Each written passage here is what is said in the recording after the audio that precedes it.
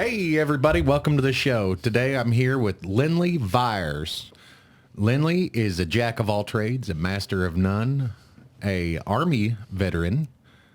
You were in Operation Desert Storm, and he's my best friend. Welcome to the show, Lynnlee. How you doing? Glad to be here, man. Thank you. We're doing great, man. You brought us some badass cigars. Where are these cigars at or from? These are Decibel Up cigars. Shout out to Lynn Weirdwolf Smith. That's his brand. You can get them exclusively at Outlaw Cigar over in Kansas City. Outlaw Cigar in Kansas City. Shout out, fellas. Thank you for the cigars. I enjoy it. This is a good cigar. How you doing, buddy? It's a good cigar, man. I'm doing great, man. I wanted to get you on the show, man, and talk. Dude, I am broke. I am too. Man, Completely. the whole country's broke, and I wanted to talk to you about being a pissed off American.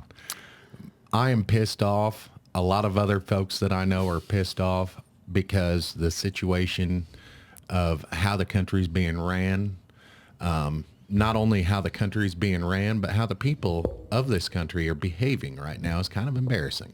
It's absolutely embarrassing. What do you think? First off, I want to say America is absolutely the greatest country in the world. Hear, hear. The Constitution of the United States is the most prolific political document ever written. Its precursor was the Magna Carta. If anybody want to look that up, that's real stuff. Real shit. And it is inclusive to everyone. People say it's got a racial intent behind it. It's got slavery and all that. That is no part in the Constitution. None of that. When they say we the people, that means all of us. Doesn't matter what color, doesn't matter what creed, doesn't matter the sexual orientation, doesn't matter any of that. We the people is all of us. And We the people, all Americans. all Americans. Legal Americans. Right. Documented Documented. American. Let's throw that in there, you know. Our economy is crap. Absolute crap right now. The interest rates are crazy. They lie to us constantly. And I said I love our country. I don't love our government. Amen. Our government is shady, man. That's both sides of the political parties, the Republicans and the Democrats. The problem is we've never really had a viable third-party candidate. Not really. No. And, well, actually, this year we do have something. The closest we've come since Ross Perot, in my opinion. Right. That Kennedy fellow, whatever. Yeah.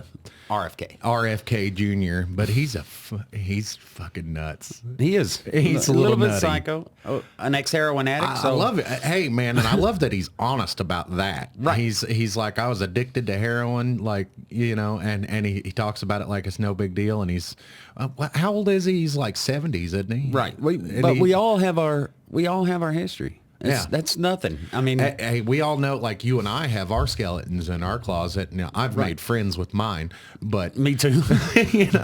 I've come to understand after 39 years of being on the planet, that what you've done in the past does not define you, but how you continue to go about your life and pick yourself up after being down. You know what I mean? Absolutely. It's not like you can just judge someone solely based on one thing that they've done in their life, unless it was something really, really, really, really bad that you can't come back from. Like, what's that, the 10 Commandments type of deal, but like, thou shalt not kill your neighbor kind of thing. Right. But even those sins can be forgiven. You know what I mean? Oh yeah. Even those sins. I don't think things we've done are as important as our intent behind what we've done. Hey, that's very wise. It's not necessarily about the action, but the intent. Right. And the problem with that is you can't prove nor disprove intent. Right. I can say that was my intent, but it really wasn't. But even if you did have the intent, like back in the day, I had some violent tendencies or whatever.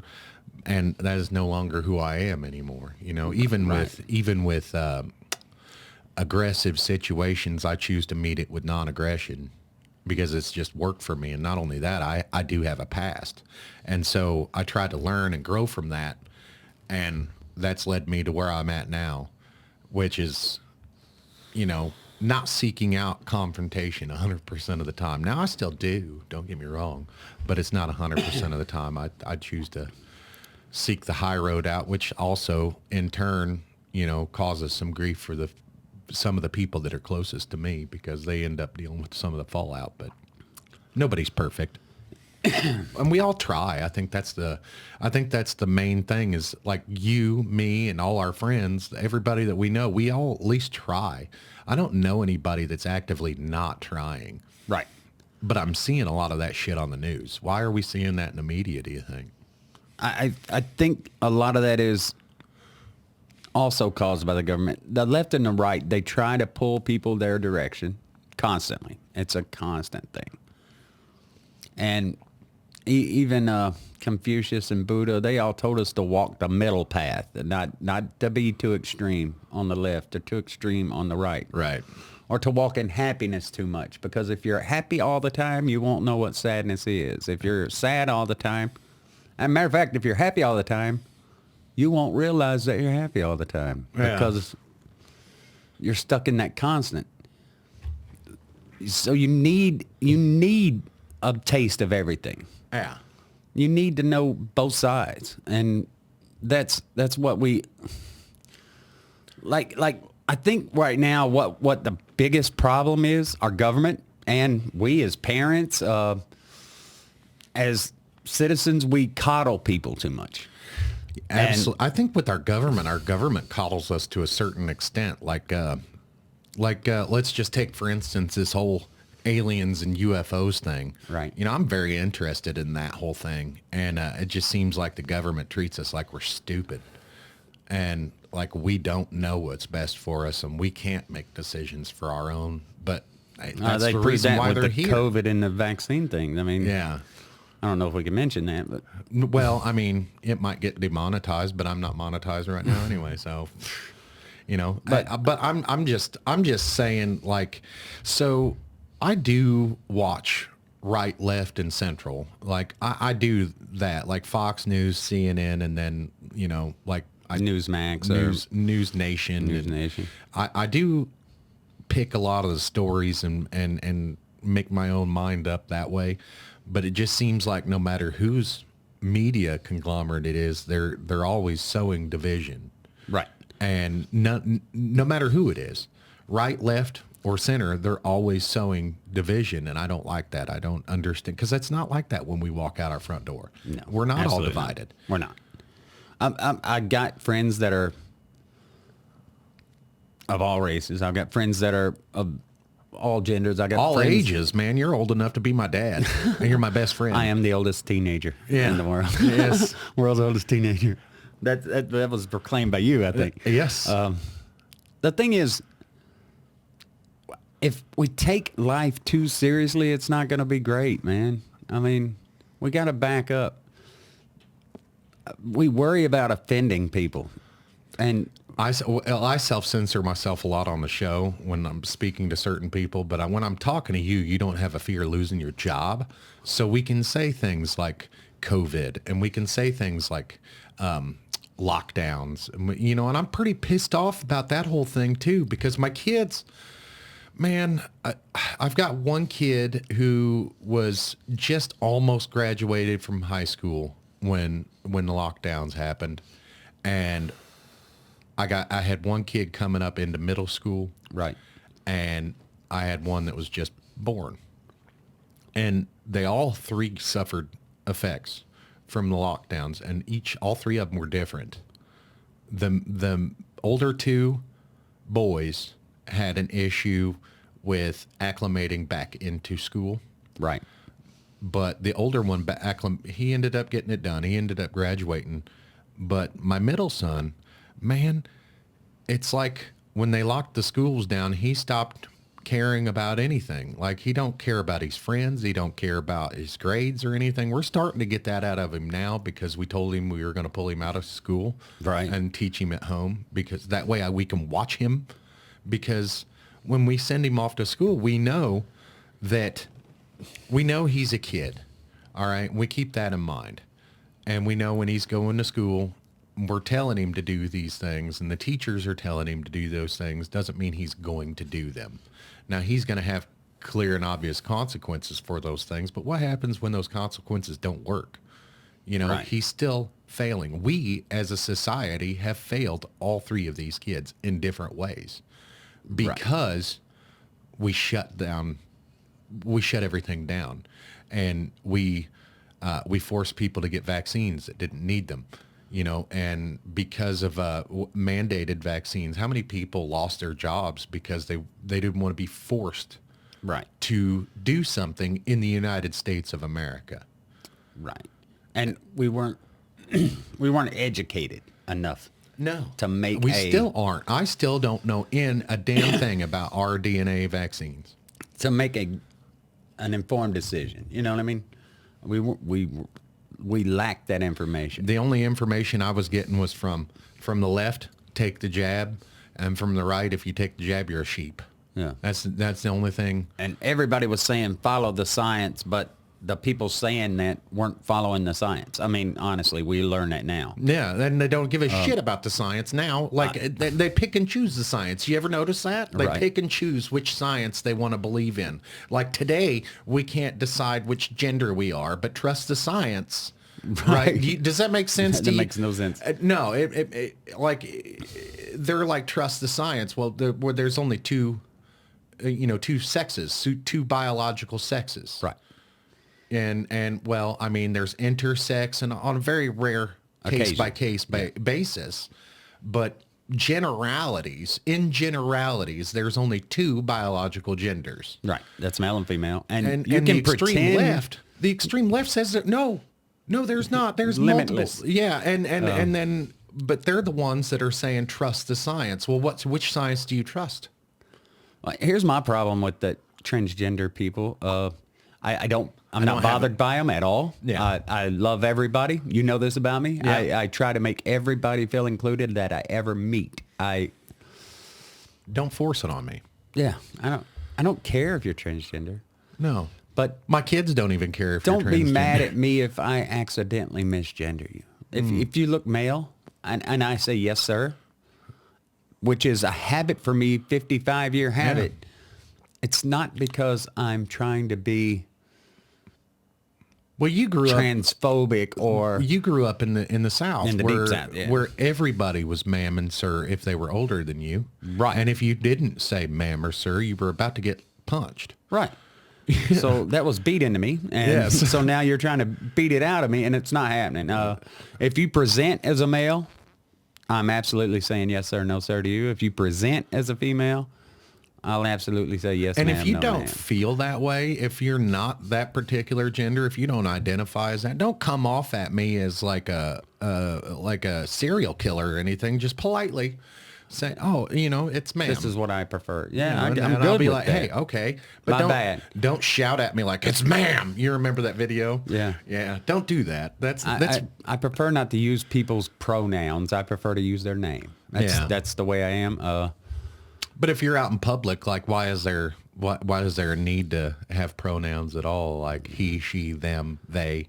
I'm like, hey, you.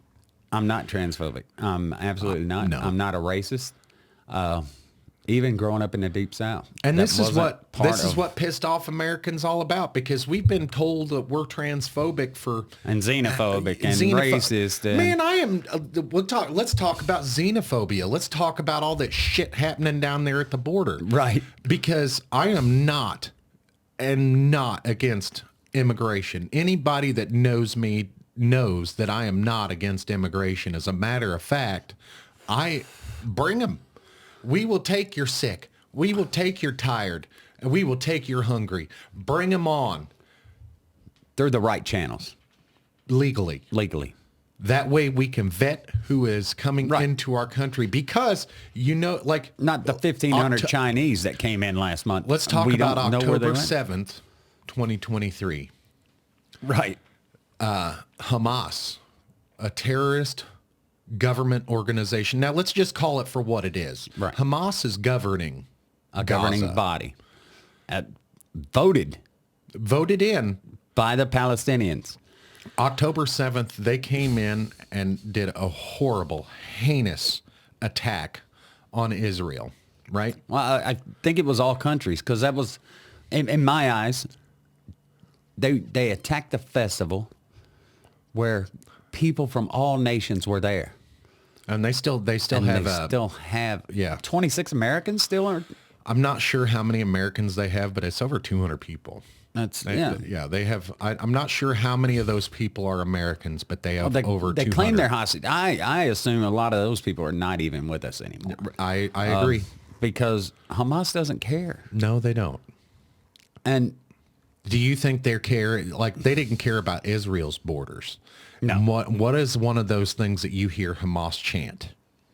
from Death the river to to the Israel, sea, death to death to Israel, Israel, death to the America. United- Yeah, death to America. And so when we hear those things, are our borders as stout as Israel's? No, Like, absolutely not. Do we Not have, now. Do we have missiles pointing at us? Like, well, I mean, obviously, outside the Obviously. really big ones, but we don't have missiles pointing at us all the frickin' time like Israel does. Right. Outside of the big, nuclear ones, obviously. Right. But Israel's got to defend themselves 24/7 from all their neighbors. It's Right. not just one. It's not just two. It's all their neighbors 'Cause that got they're- to defend themselves. Now, do you think that we can logically do that with as many migrants as coming across the border unchecked? No. I don't. Absolutely not. And I'm not against immigration. I love immigration. This country was built on immigration. We are and all by products of immigrants. immigration. Absolutely. All And of us. I have a lot of skin in the game, as a matter of fact, because I live in the Midwest where a lot of these migrants are coming to work. We need workers. There's like 9 million open jobs and only like 6 million people to fill those jobs. Something like, I can't remember the actual numbers, but it's something like we have millions of jobs left available for people and not enough people to fill those jobs. So we need migrants. Absolutely. Bring them up the legal way though. That way we can check them. It's not that we don't want people in the country. It's that we don't want the wrong people here We don't want because of 9/11, terrorists because coming of into the October 7th. Right. That's exactly. With those borders the way they are, we can't vet them. No, did you see, there's all kinds of media, they're coming in the fences and while cameras are pointing at them, flipping off the cameras. Trying to break down the fences, trying to break down the barriers, trying to climb through concertina wire and cut it. And known terrorists are looking at those cameras and saying, you will know my name. Right. I saw that. That's That made my blood boil. if you don't know who I am, you will know. Yeah. That made my blood boil because they've made it political. It's not about politics. It's about saving lives at this point, saving their lives and ours. I don't understand the pro-Hamas protesters at these colleges. That makes me sick, brother. I don't understand any of that. Here's the thing. Like you said, on October 7th, they attacked that festival. And in my eyes, I look at the country as mine, right? This is my country. Yeah. I look at all the people that are American as family. Yeah. I mean, if you look at it in that way, and those people there that were American at that festival that are still hostages, that's my family. How can I, in my right mind, say that we shouldn't go get our family from these people? Amen, brother. They're being, Amen. there's no telling how Does they're that being piss you treated. off? It pisses me off greatly. And I'm a true you're patriot. a veteran. Yes. You're a veteran. And would you, as a veteran, back You were a veteran. You were serving in the 90s, right? 80s and 90s, yeah. So Operation Desert Storm, you went through a lot.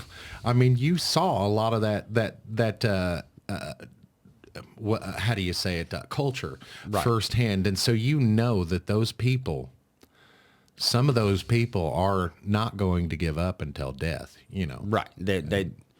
But here's my thing. I'd rather be free in my grave than not free on my knees, you know, standing up. That's the thing. Freedom means a lot to me. The Bill of Rights means a lot to me. The Constitution means a lot to me. Absolutely. You know, I've told you this before. I'm a constitutionalist. Yeah. And since you taught me that word, I believe I'm somewhere in between a constitutionalist and a, what do you call that?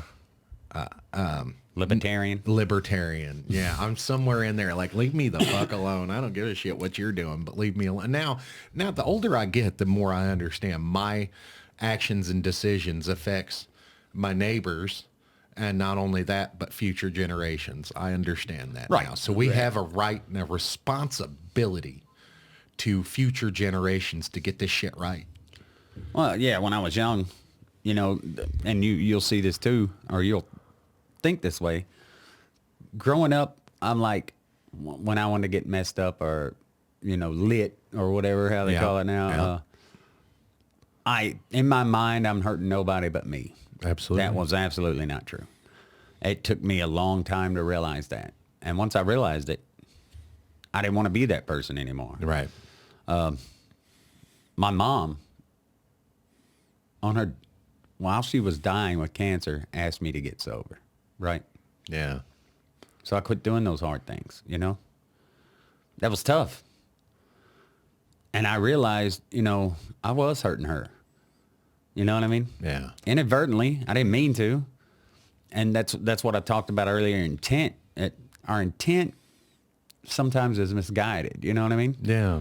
Well, you're talking about addiction here, and the fentanyl crisis that's coming up. You know, like I've had so one of my siblings was really hardcore addicted.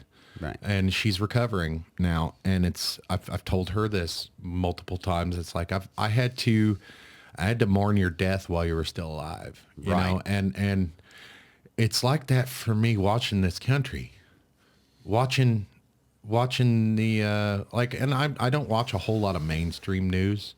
And when I do, it's the center mostly. I keep my TV on News Nation because they're the most centered I can see on TV, but I don't keep it there. And I'm into independent media. I watch a lot of independent media, especially outside of this country. Especially now that X has opened up that opened up that portal for a lot of independent media people. I love that because you'll find more of the truth on those channels than you will on mainstream. You know, a lot of people don't like Tucker Carlson. I think he's half nuts myself, but he's very entertaining. Yes. Did you he's see that? He's a badass interviewer too. He's absolutely. And he's just searching for your truth when he's interviewing. Yeah. And I did. Who were you getting ready to ask if I watched one of his interviews? Yeah. Who was it? All of them. I mean, the recent one I think is with the old quarterback from Green Bay, Aaron Rodgers. I haven't seen that one yet. The last one I watched of him, I don't even remember who it was, but they were talking about. Now I can't even remember what they were talking about. So the last real in-depth conversation I saw him with, it was Chris Cuomo, and it was on News Nation, and that was a really good conversation. And Chris Cuomo is another one of those personalities I like. So you got Chris Cuomo on a lot of the times. He was on the left. You know, he was with CNN, right? And then you got Bill O'Reilly with the spin. Yes, yes. I've actually got one of Bill O'Reilly's books in there. He's not the same person he was when he was on. Oh, of course not. He was canceled, right? Right. He was canceled. Yeah, but. And I've been canceled. If you remember when I was wearing the headdress and all to the games, Yep. Some local people here in town tried to cancel me. Yep. but I don't care, so I can't be canceled. Yeah, that's kind of You know like what I mean? Joe Rogan and Dave Chappelle talk about this quite a lot. When you don't care, you're uncancelable. Like, go ahead, cancel me. I don't give a shit. Now, that person had a point, and they can make it. But the thing is, that was not my intent. I know who I am, so you can't cancel me if I know who I am. You can't. Right. You can call me a racist, a xenophobic, a transphobic, or whatever phobic. That doesn't bother me. But I know the truth. I know who I am. Yeah. I know. I'll help anybody. Yeah. You know that. Race, color, creed, it don't matter. It don't matter to Like me. and that's kind of how it is here in this city that we live in. Like it's not very diverse here, and unless you like, it's hard to explain. Like you don't really notice how many people are here until you get into a hospital or a school, and you really see how diverse those are. You know, we're not very diverse here until you take a step into one of those places and you say, hey, it actually is really diverse here. Or, I mean, in the recent years since the Chiefs started winning the Super Bowl, you see it like at the little red rally we have downtown. Yeah. Things of that. Everybody comes out, men, women, children, everybody comes out and has a good time. And it's not divisive at all. Like, No, it's all inclusive. And it's fun, you know. That's some one good good thing food. about sports. Sports bring people together in a way it does. that nothing else does. You know what I mean? That's just the truth behind it. I think that's why we all love sports for the most part. It brings people together in a different way. Music does it as well. Yeah. So we've talked a little bit about politics and presidential candidates. We talked about RFK a little bit. So we've got Joe Biden, we've got Donald Trump, and we've got RFK Jr. Right. Now, I'm inclined to not vote for Biden. And I'll tell you why. It's because I'm going through financial hell right now. And I don't know of any American I'm going through financial hell right that now. is better off today than they were 4 years ago. Oh, I don't know a single person. On any of the celebrities that I follow, they're not doing as well as they were 4 years ago, and a lot of them are lefties. So it's not. But Donald Trump scares the shit out of me. Absolutely. He's a loose cannon. And well, he's not though. He's not really. He's calculated. He says and does things because he knows what happens if he doesn't. Like, do you think you remember that whole piss match that he got into with that fat dictator over there in North Korea? Mm-hmm. So that whole thing, like, do you imagine the rhetoric that would have happened had he not said any of that shit? Right. They'd have called him soft or what, you know, the But he things was they the call Joe only- Biden now. The only United States president that has ever tried. Man, he crossed To that be border. diplomatic. He went over there and talked to him. And, you know, the threats from North Korea stopped while he was in office. Matter of fact, the threats from the world stopped while he was in office. We can't say that now. So you want to talk about what he did in Syria, Yeah. 2018? Moab. Yeah. That was so one of my favorite stories. I believe Moab was 2017. I'm not sure. One of those two, we dropped the mother of all bombs. But even that, like, he gave 48 hours notice before he did that. Right. He's like, hey, get out because we're going to destroy that place. And he did. And Russia attacked in Syria. It wasn't Russia directly. It was a Wagner group. Wagner Group, yeah. And it was like 200 or 300 of them that attacked, like, you know, like a group of Americans over there. And they called Russia. Russia denied it. And they were like, okay, well, we're going to light them up. That's what he's saying. I'm gonna bomb the shit out of him. And he did. and not a single American casualty. Right. Or ally. That 300 Russian losses estimated. we need someone like that. Again, people spent so much time though tearing that guy down. Right. And he spent so much time defending himself. Nobody really talks about the good that guy did. No. And I've been watching a lot of Ben Shapiro lately. I like Ben. And he's been talking about the things that Donald Trump did for Israel. He said there has never been a United States president that did more for Israel than Donald J. Trump. Here's my thing. I'm not. I don't have to like a person, right, to agree with their policies. Yeah. I think he's, Did anybody pay attention to that man's policies? Right. Or did they spend too much time attacking the man? Right. And not attacking the policies? Of course Maybe that's he's what arrogant. they should have done. He's a billionaire. Yeah. Of course he's... How do you think he got to be a billionaire? Right. You know? Of course he's an asshole. And of course, So what was it? The state of New York tried to charge him for being a good businessman. Right. And they found him guilty or something, didn't they? Yeah, but I think that's going to get overturned. I mean, For being a good businessman. I mean, you ever inflated the price of something that you knew was less, like take a car, for example. Have you ever inflated the price of a car for a couple $100 to leave negotiating room? right. I mean, we of course we got guidelines like the Blue Book or whatever on Yeah. a car. You can look at it and your But car ultimately- falls within the low and the high end. You know it's probably somewhere in the middle, but Yeah. you try to get that high end price. And if you find somebody that comes in and offers you some money, and not negotiating or whatever, I mean, you say, well, that's on them, right? Right. Wouldn't you say that about a bank too? Absolutely. The bank made a bad bank decision? Needs to do their due diligence to protect the money they're That's loaning right. out anyway. That's right. That's in their SOP. That's not... And they're not even talking about Donald Trump paying them back because it didn't. Because he paid him back He completely. did pay him back. With interest. That money was never in danger. So what difference does it make? Yeah, that's that. This is the Department of Justice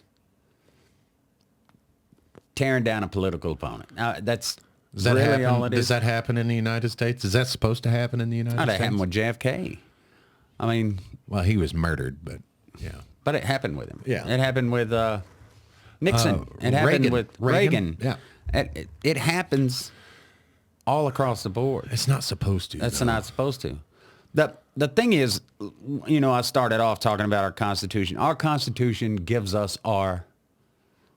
it puts in concrete our inalienable rights, right? Yeah. It also gives the government its power and limits the government's power. Yeah. And I like a limited government. I don't like a stronghold government. Yeah. And I'm a patriot through and through. That I can't stand the fact that, like in Donald Trump's case, they're supposed to come up with a crime and, convict that crime. Yeah. Instead, they're coming up with a man, like all of these people like Fannie Willis, Yeah. all those guys, Alvin Bragg, all of those people campaigned on the fact that they were going to go after Donald Trump. Yes. Yes. And then they searched and high and low to find anything they can charge him with. Instead of, like, even the stuff he's getting charged with now in Manhattan, all of that's past the statute of limitations. Yeah. So I don't even understand why we're spending taxpayer money, wasting taxpayer money. Because on appeal, all of that goes away. Is it federal? I don't think none of his charges are federal, are they? I don't think so. I think that's the state of New York's money. Right. It's not my taxpayer money. But still, I get the it. federal I get it, government though. compensates the states. You know what I mean? Yeah, So yeah. it goes all the way around. I don't like the fact that we're sending all that money to Ukraine. I don't like the fact that we're... Well, let's talk about that because I'll give you a little pushback on that. We're not sending direct funds. What we're doing is sending weapons and replacing those weapons with newer We systems. did send a lot of direct funds. We have, but Right. not. It's like a drop in the bucket compared to like they're saying like 160, $200 billion. A lot of that is weapons. Yeah. So what it is outdated weapons that we've not used since the 90s. Right. We're and really getting rid not of it. there to help them. But it's a political show, dude. Yes, but if we could be honest about it, if they were honest about what they wanted to do, would you fund it? Because I would give them a yes vote. If they were honest and said, hey, we're trying to weaken Russia because Russia isn't going to stop at Ukraine, they're coming further west, I would be like, all right. That's where I would like it to be. I would like our government and the media to just be honest with us. Just be honest, because I tell you what, like if they're like, let's just say the UFOs and aliens, let's say all that is fake and they're just trying to get money to put weapons up in space for whatever reason. Like those death lasers or whatever they've talked about, you know. if they were honest about it, maybe they'd get a little further with honey than they would vinegar, you know? Maybe they'd get twice the funding. But they don't, it's not about the funding. They don't need our funding because there's lots of illegal money that's paying for all that stuff. Absolutely. CIA has the power to make like businesses. I didn't know that, but they can invest. They can take money that they've made in illegal enterprises and put it back into CIA. Right. And that's essentially how all these black projects are funded. And now I have no proof on that. That's conspiracy theory on my head. But the CIA is allowed to fund themselves that way. When they put drugs back on the streets to Yeah. catch a criminal. Yeah, that's exactly what they're doing. That's exactly the same thing. And that's dishonest. I mean, what they'll how do many is people have they caused to become addicted by doing what they're saying they're trying to do to get cleaned up? So what they'll do is they'll ask for X amount of dollars to get something going. And if they go over, if they go over a certain amount of money, they have to do an accounting for it or whatever. So they ask for just the right amount to not get flagged, and they'll actually get the money. They'll get something started that has the potential to make money. Right. And once it pays back the government, they're allowed by law To keep that to other money. use that funding to keep the operation going. So that right there is an incentive to start money laundering operations. By the government, by the federal Just government. to fund projects that they don't want anybody to know about. Right. And it's 100% completely legal. And I support it. I support the government having secrets. Honestly, you got to have. On a lot of levels, you need secrets. Well, if for nothing else, to give people like you and I to something to talk about, right? I mean, let's be honest. Like the Cold War, for all its scariness, brought us a lot of entertainment too. Right. And Joe Biden being president has brought us a lot of entertainment. If you watch, Son of a bitch, you can't do that to me when I'm drinking coffee. How about that old bastard just walking around, just saying Falling weird upstairs. shit, falling upstairs? Like I've seen the other politicians do that before. That's not a big surprise because they're all friggin' old. Well, but how often he's doing it? How often Or can trying he to not shake finish a hands with sentence? people that's not there, or or what was it? 4 more years. Pause. I mean, he's a brilliant man. So Biden wasn't actually doing that bad for the first year or two, except for, you know what, when it all started going downhill, the pull out of Afghanistan, and I bet he fucked that up. Absolutely. How many lives were needlessly lost? How many in that? billions of dollars did we leave ISIS and the Taliban Well, I don't. and weapons? I'm not too All of those concerned- weapons I'm could have not went too concerned about to the Ukraine. weapons. You know what I they mean? could have. Yes, they could have. And somebody should have worked out a deal with the Taliban to send it over there. We'll give you cash for the weapons. Desert Storm. They buried it, covered it up. So when the United States leaves a country of interest that they're working in or they have operations in, when they have equipment left, they sent. So it's how much is a Humvee? We'll just say like 50 grand for a fully kitted out That's probably 100. 100 grand. Well, we'll say $250,000 Right. because it'll still cost it more. Like it cost them, let's say $10,000 to get it wherever it was. It's going to cost them 35 to get it back, and they got to decontaminate it before it comes back. So if it's been in the Middle East over there collecting dust or whatever, probably won't be very hard to decontaminate it. But if it's been in any wet areas, they got to clean all that shit out. They got to it'll probably cost them a hell of a lot to get it back. So they leave it. And they used to sell it by the ton. Well, Paul and I are both familiar with them destroying and burying, not selling. Really? Yes. Wow. It's just our government does things different, man. But I mean, if you think about it, how much it'd cost more than it's worth to get it back here right, over and here. that's the thing. If it's feasible to bring it back, bring it back. Yeah, they will. If it's Yeah. not, destroy it and bury it or sell it for scrap. So I understand. From what I'm understanding with the equipment that was left over there in Afghanistan for the Taliban, it was nothing but a bunch of Humvees and some planes, and not the planes that we use, but them little puddle jumper airplanes, like little bitty ones. Civilian airplanes. Yeah, I'm not sure. I mean, I'm not sure what all they left, but I know there weren't any major systems left, and the reason they said it wasn't a huge deal is because they didn't leave any spare parts. They said. we'll So- never know the truth. No, no.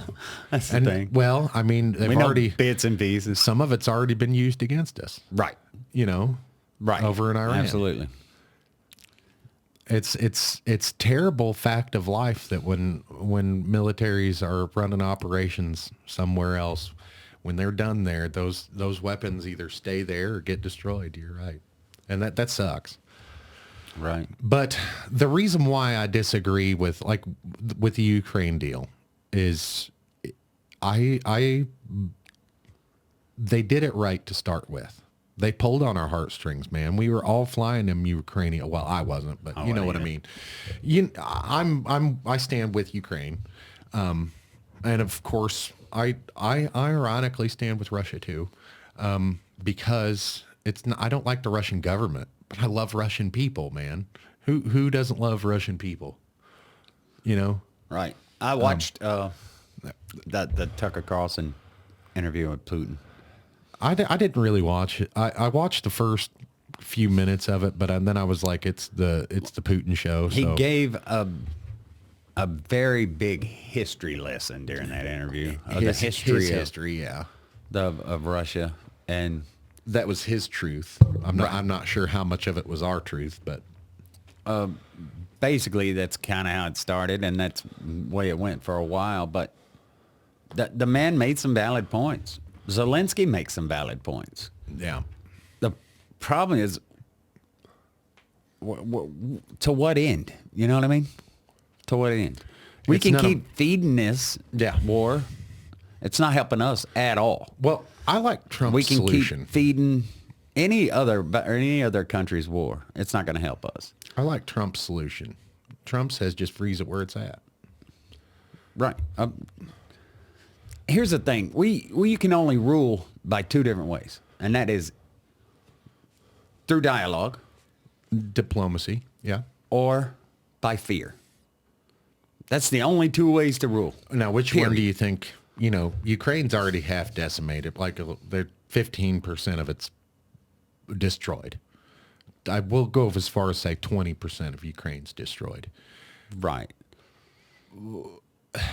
What are they going to accomplish? What is Ukraine going to accomplish by fighting to the death? Because I believe Russia has the industrial power behind them now. They have a huge industrial complex. They're Yeah. making crazy amounts of money off their oil because we shut down our pipelines. Well, not only that, but we've also shut down a lot of the other ways that they have to make money. Right. And so they're having to make it on their own. So what are they going to do? They're going to do the same thing we did after World War II. They're going to industrialize their war machine. Right. And Here we are. Here we are. It led us to be who we are. I mean, now. throughout the years, you and I have talked about war creates the economy. Yeah, it does. Absolutely It created does. this economy. It sounds silly, but I mean, think about after World War II. Yeah. Well, we were in depression. Well, think about the World War 20 II. years. Then we're, Think about the 20 years of war we just got out of. oh yeah, Like, I came up during that. Like, I don't know no better. You know what I mean? that's true. You don't. I didn't think about it that way. I only thought, like, so in 2008, when that big mortgage crisis happened, that was when I was starting to get my feet under me. And that was when I realized, hey, shit's really bad right now. But then it started getting better.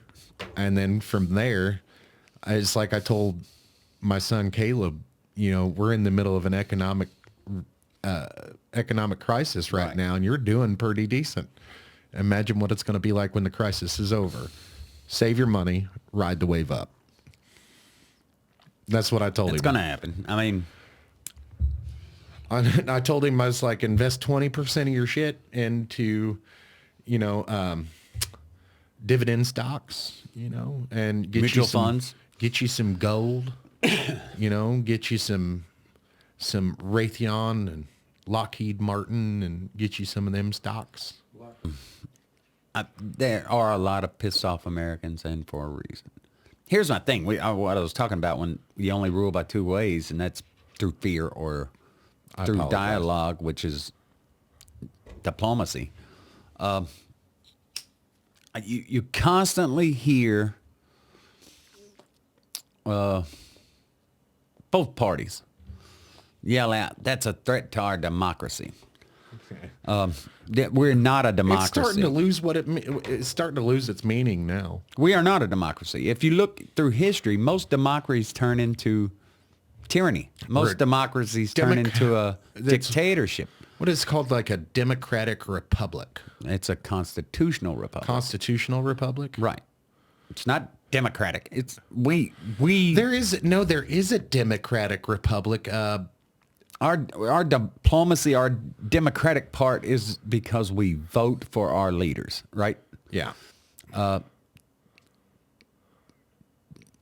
And like I said, the Constitution gives the government its power, but it also limits its power. The problem nowadays is the people in power are trying to advance on their power. They're trying to do away with parts of the Constitution that keep them stifled. Yeah. And that's what pisses me off most. Leave it the way it was. That was a good document. It gave us our rights. It gave you your rights to rule Yeah. through diplomacy, through a democratic process. But this is not a democracy. This is a constitutional republic that we have to go by that Constitution. That's the rule of the land, the main rule of the land. Now, I'm not saying they overstep bounds too much, but what they do is they try to make federal laws that should be developed by the states. Yes. Yeah, let's get into that, because states' rights are very important. Absolutely. And that federally, they don't have the power to make those laws. Because a state's right supersedes Federal right. federal right. Right. And the reason why is because we are United States. Right. And let's look at the European Union, for example. Or the old USSR, if you want to. Yeah, there was multiple states that came together to compile the Soviet Union. Multiple states. Right. Okay, countries The European Union. It's the same thing. If you're an established country, what are you? You're called a state. You're a state. So in our country of the United States, it is very important that each individual state has its own Bill of Rights. Right. And then united we stand, divided we fall. Absolutely. And that brings up a lot of the, like the abortion rights and all that. Individual states. Individual states. It should be left up to the states. That's my opinion. Because, like, if I don't like the way the law is here, you can move to a different state. Yeah, I can just cross that river and still be in the United States, right? And still be within the country, but you can go live in a different part where that state may value your values, like it may, like your in values, Louisiana, they have the Napoleonic laws. You know what I mean? I don't know what that is. Well, it's a little bit different. They don't have counties; they have the parishes. parishes, It's a little bit different there. Yeah. So it's a good state. It's a great state. Our Speaker of the House is from there. Cannabis is legal here, but it is not legal in Kansas. Right. But you have the opportunity to go where what you feel the law of the land should be within our United States. And be protected under federal law as well as state constitution. We are allowed to have... Okay, well, we're talking about ruling by dialogue or ruling by fear. Yeah. Dialogue is the best way. Good people... And I can say this wholeheartedly. Good people use dialogue to rule. You and I always have a conversation. We don't agree on everything, you and I. Right. Never have. But we're both open to listen to each other. Yeah. And I think we learn a lot from each other. to grow as a person, you have to question your own beliefs periodically. You know what I mean? Yeah, absolutely. Your own core beliefs. Yeah. Like, I can believe wholeheartedly that my buddy Paul is an asshole. Okay? Well, you and I both agree on that. Or I can, but Paul's periodically, sitting over here to I the got to side. reevaluate my beliefs so I can evolve. You know what I mean? Yeah. Like I said earlier, when I was out there. If you're not, I'm not an asshole. When I was out there doing bad, it was my belief I was the only person I was hurting. yeah, yeah. Things happened, things I saw, made me question my own beliefs. My mind changed, my heart changed. Hey, I evolved. I've been the same, like, so over the last few years, I've been the same way on many different things. My opinions changed several different times on the Ukraine war. Mine too. And the reason why is because we don't have the whole truth. And we never have since the whole thing started. Since 2014, we have not had the whole truth. My opinion changed recently, more so because we have no funding for our border. That's funding the only reason I'm other pissed off. borders. And the truth is we have money for both. Yes. But they have used It's allocated wrongly. used politics to stifle. to keep both things going. Like, they could have stopped this shit in Ukraine. Like, right after that invasion happened, Putin was willing to sit down. But whoever told Zelensky, like, maybe Zelensky made the decision on his own to tell Putin to fuck off. I don't think so. I believe it was the allies that told him to not accept the deal. Yeah. And that's another thing that I think Biden's fucking up right now. Well, they had diplomatic talks scheduled, and we stopped those Yeah. Yes. between Russia and Ukraine. Why? And I can only go on assumption it was to weaken Russia further, but it didn't work. Mm-mm. It didn't work. It weakened their military. Their military is still very weak right now, but they grew in GDP last year.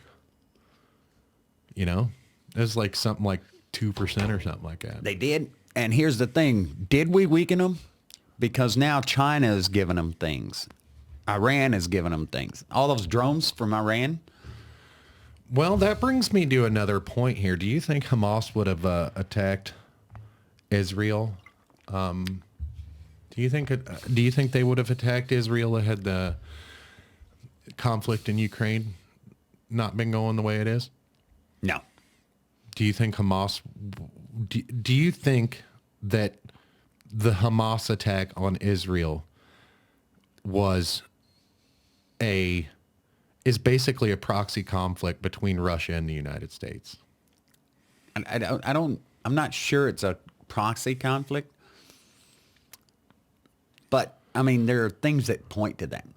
Iran is funding it. Iran funds Hamas wholeheartedly. They admit it. They're not scared of it. Hamas And follows not only what Iran Hamas, tells them to but do. they also have. Iran also has a secondary terrorist group within their borders, Hezbollah, and which Hezbollah is directly they are directly fighting with the United States. Well, I mean, Iran has admittedly funded Hamas, admittedly funded Hezbollah, admittedly funded ISIS, And they're sending weapons to Russia. and they're sending weapons to Russia. None of which could have happened if those sanctions on that block money wasn't lifted. So What was it like? Was it $300 billion. $300 billion? Yeah, that was just handed back to them. And so they get that money and they're like, oh, here we go. Let's do this now. Yeah. So basically, we allowed those wars to happen by basically we funded it. Yeah. We initially, in essence, funded Hamas. We do that a lot. Oh, yeah. As a country, we fund issues. We fund people to take care of issues, which end up turning into issues that we have to fund. Does that make sense? Mm-hmm. Like, I forget what Al-Qaeda was called before they were Al-Qaeda, but they were we basically paid them to mess with these people over here, and then they started messing with us, and then we have to go kill them. We actually trained the Taliban. Yeah. For during the Cold War. Yeah. To fight Russia. They're fighting Russia, yeah. In Afghanistan. And then when they were finished with Russia, they turned on us. Yeah. The enemy, my enemy, is my friend is not real, dude. Nah. They still have their own causes, their own. Well, they don't think like us, man. No. We're always trying to. I mentioned this on the phone with somebody the other day from the UK. I mentioned this on the phone with them, and I was like, we try to think the way we think in conflict, and we can't. We can't. Well, because we have the capability, we do have the capability of understanding. They do not have the capability of understanding us. No. They can never be. There's certain parts around the world that can never be a free people. Absolutely not. And Russia is one of those places. They don't think like we do. They don't look at death the same way we do. That's kind of They don't even look at war the same way we do. In my eyes, that's kind of what a lot of our governing bodies want here. That's why they offer so much welfare, stimulus checks. All those things are to control us in a type of way. That's my wholehearted belief. And that's why that almighty welfare dollar is getting bigger and bigger, and the American dollar is getting smaller and smaller. Well, if we look for the government to help us, right? Yeah. They'll give us help, but it's at a price that I'm not willing to pay. Right. And they, the government, are pretty upfront about that. They're like, hey, if you give this up, you ain't getting it back. Right. Like when Bush was in office, they started that Homeland Security Agency that basically they could spy on all of us. Yeah. And that happened for a long time. Still is. I mean, Meta basically said, hey, yeah, we gave them all the information they wanted. The Twitter files that came out. We still have control over that because we agree to Meta's. We agreed to it, but we agree to their service when we use it. All we have to do is not use that service. Here's the thing, though. We don't have that option with our government. No, but the algorithms in all of those platforms guide us Yeah. in a certain direction. Which is why I'm wholeheartedly with the government on banning TikTok. Right. I believe a lot of young people are getting their news from TikTok, which anybody Yeah. can put something on there. Anybody can lie on there. I can put, well, the makers of TikTok, they will allow me to put all the anti-American rhetoric I want on there. But let me say something about the frickin' CCP, and my account gets deleted, Yeah. banned. And that's, But yeah, no, or I don't. well, I they don't call like it that. shadow banned, where you Yeah. can put it on there, but nobody's going to see it. Yeah. You know what I mean? It's not going to be on somebody's For You page or whatever. There's so many algorithms out there that are controlling our thought processes. Yeah. You remember that old movie V, where they were showing Obey Was it on the V for wall, Vendetta? and they were showing all of those subliminal stuff in the Obey, Yep. conform. That's happening. Yeah. Propaganda. Propaganda. I see it every There's damn propaganda day. machines all around us. Our government has its own. Yeah, I Every sign up media for- outlet has its own. I sign up for government propaganda. I let it. I let the government propaganda in freely. And it's not conspiracy theory. They openly say they do. Yeah. It's not. I love pro United States propaganda. I do too. Because it's the most entertaining shit. It is, even if you're not pro-American, it is entertaining. America, fuck yeah. Absolutely. I watch a lot of like military might videos and stuff like that. And military power is one of my frickin'. They get the coolest toys. But the thing is, you're decades behind what's really out there by watching those videos. Yeah. Well, I mean, but so are our soldiers. Oh yeah. Like they don't let the Marines play with all the coolest toys. Like, so the Marines get whatever's left over from the Army. So the Army gets all the shiny shit, but they don't even get the cool stuff. Like that goes to the Navy, and the Navy don't even use half of it. Well, in the 80s and 90s, early 90s, we had night vision. It was a single scope, so there was no depth perception. I think they're still like that. You didn't really hear about it until later in the 90s, 98, 99. Would you believe me if I told you that it's still like that? Like, there are many countries that don't even have night vision. I think now it's different because it was the one scope and you've seen the same thing through both lenses. Now I think it's more of a camera and it's transferred different. You know what I mean? If you had like a bunch of money, I would seriously do this. We'd send Paul on a flight out of the country we'd send him with night vision, see what kind of trouble he gets into, because you can't take night vision out of the United States without permission. That's crazy. Not even the kind you can buy. Like I believe on the open market you can buy what the military uses. I believe, I'm not 100% on that, but I know you can't. None of that can leave the country. No. And like, I've watched a lot of independent media, like where a lot of people were going to Ukraine to sign up for the volunteer forces, the Foreign Legion. Yeah. And they trying to get their optics and gear out. It wasn't difficult trying to get it into Ukraine. It was trying to get it out of the United States, because there's such restrictions on that kind of stuff. And then, like, especially when they find out where you're going, what are you doing? Like, who are you going with? And then I'm not sure how much contact that they get while they're there, how much support that they get. But the government was like, when they first gave that travel advisory, they were like, once you're there, you're stuck like Chuck. You got to make it all the way back to Poland before you can get help. So how are we going to fix America? How we stop being angry? Just like this. Right. That's the only way, man. Dialogue. And I will have anybody on the show. I will have, like we were talking about trans rights and well, I'll have, anybody on the show. We'll talk to, if an animal could talk, we'd have an animal up on the As show. you should. I mean, honestly.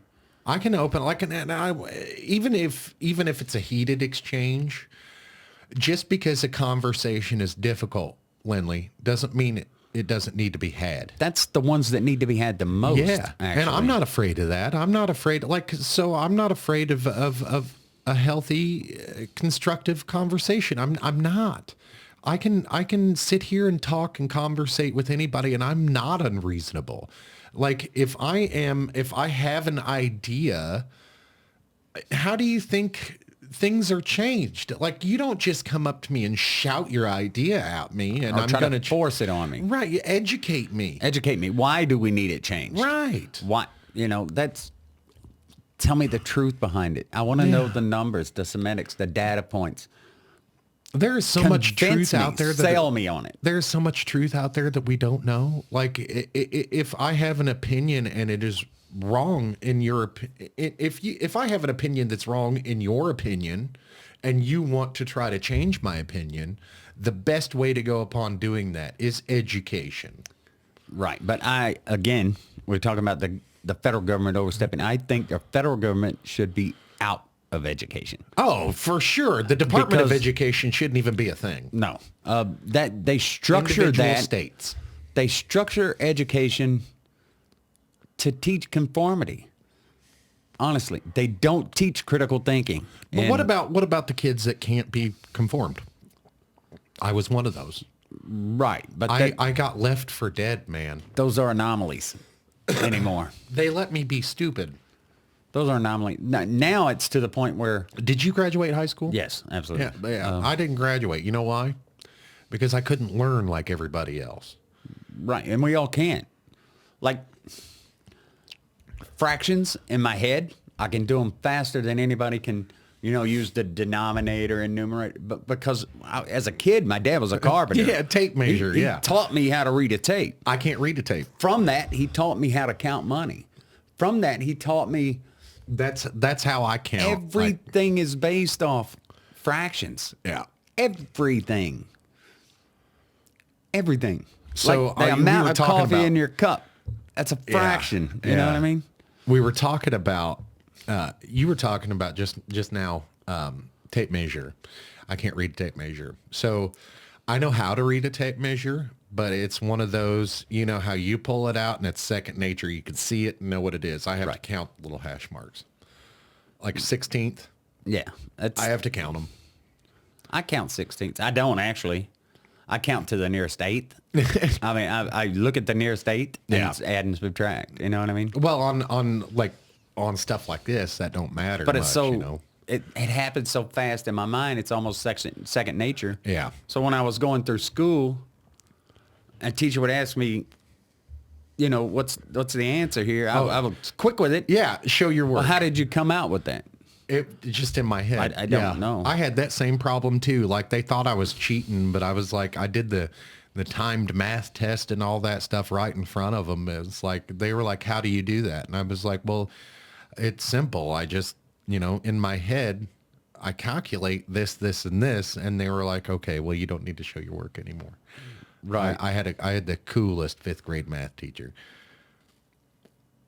And, there's what they call magic numerals. Like if you write the nines, Yeah. you know what I mean? Yeah. And then go back up the other side. That's every... I didn't know that trick until my wife showed me a lot of math stuff when she's teaching our boys, and so I wish that I had the attention span to sit and learn all that shit. I don't have it now, and I've never had it. I don't either. There's so many things going on in my mind, dude. Oh, we were talking about that before we got on the show, before we started recording. Like, I refer you as the world's oldest teenager, and I definitely want to have you back on and kind of explain our friendship and our relationship a little bit, because you are old enough to be my dad. Right. You're 17 years older than me. And we were talking about how when you're just on your phone or doing something, you're not actually physically talking to somebody. You're in your own space in your head, and you got your own music going, and I dance. You have Tourette's, Right. which sometimes can affect your body movements, especially when you're thinking. When I'm concentrating on something else, Yeah. I'm conscious that I have tics. I make faces. Yeah. I dance. My head bobs. I've had people ask me what I was on. Your brother Joe. I think I have asked you a time. The first time I asked, I was like, "Did you used to be on drugs?" And you're like, "Nah, man, I got Tourette's." But yes, I used to be on drugs too. That's besides the point. Right. But yeah, growing up, my whole childhood, my mom would whip me for not being still. Yeah. Dude, would you sit still? When I got in the military, I found out, no, I couldn't. It's And Mr. Vires? Don't think I went back to her. I mean, hey, Mom, you know all those times you whipped me for not being still? I couldn't. And how did she react to that? Oh, Lynnlee, that's not real. That's I'm like, bullshit. It's absolute real. Yeah. It's funny. I mean, I laugh at it. It doesn't bother me. People have said, well, what about, why don't, do you get any disability? I'm not disabled. Yeah. There's nobody on this planet, to me, in my eyes, that is disabled from a Tourette's, because we still function. Yeah. Oh, well, I watched I don't have the shit fuck Tourette's. I got the other one. There is this, I can't remember if it's a TikTok or YouTube. There's some lady that does Uber rides, and she's got Tourette's. And there's this one that she was doing, and She picked up a guy with Tourette's. I've seen that one. That one's hilarious. Fake. That's fake. Is it? He faked it. Oh, man. But the video is real. The video is real because she really has Tourette's. Right. But he was faking it for her benefit. And so he did. I don't know if he knew he was being recorded at the time. But he's like, I do too, and he really didn't. Nah, that's fun though. It's really, really funny. And I saw that and I thought of you, and I had to send it to you because that's the kind of relationship that you have with Tourette's. You're like, oh, it's just something that's I've been living with it my whole life. People don't even realize. I mean, some of them think he might be on something, but dismiss it. I mean, if you know me, I honestly feel that some people that know me don't care about all my tics. They don't care about most people that know me love me, except for Sully. It's Sully. There was one time You're making my stomach hurt. There was one time we were driving down the road. I don't even remember where we were going. Lynnlee was in the passenger seat, just bopping his head on, beating his and tapping his foot on the floor. And if you ride with me a lot, you'll know it because I speed up, slow down, because I tap my foot while I'm driving. So we're sitting there and we're going along, and then Sully says, "Oh man, my stomach hurts." And then we stop at a red light, and the car's rocking back and forth. And then Sully goes, "Lynnlee, can you stop? I'm getting car sick." And I was like, and Lynnlee couldn't hear. And I was like, "Lynnlee, your leg." He's like, "What?" And I was like, "Kid's back there getting car sick, man." He's like, "Son of a bitch." Yeah, but if I'm thinking about it, I can control it. I mean, for the most part. But if I'm concentrating on something else, I mean, I just don't. If I'm working, man, the faces I make, Paul can verify.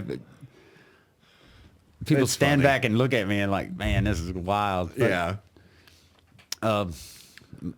Walking sometimes if I don't think nobody's around, I'm a little pep in your step. Always a song in my head, always, along with other shit. But yeah.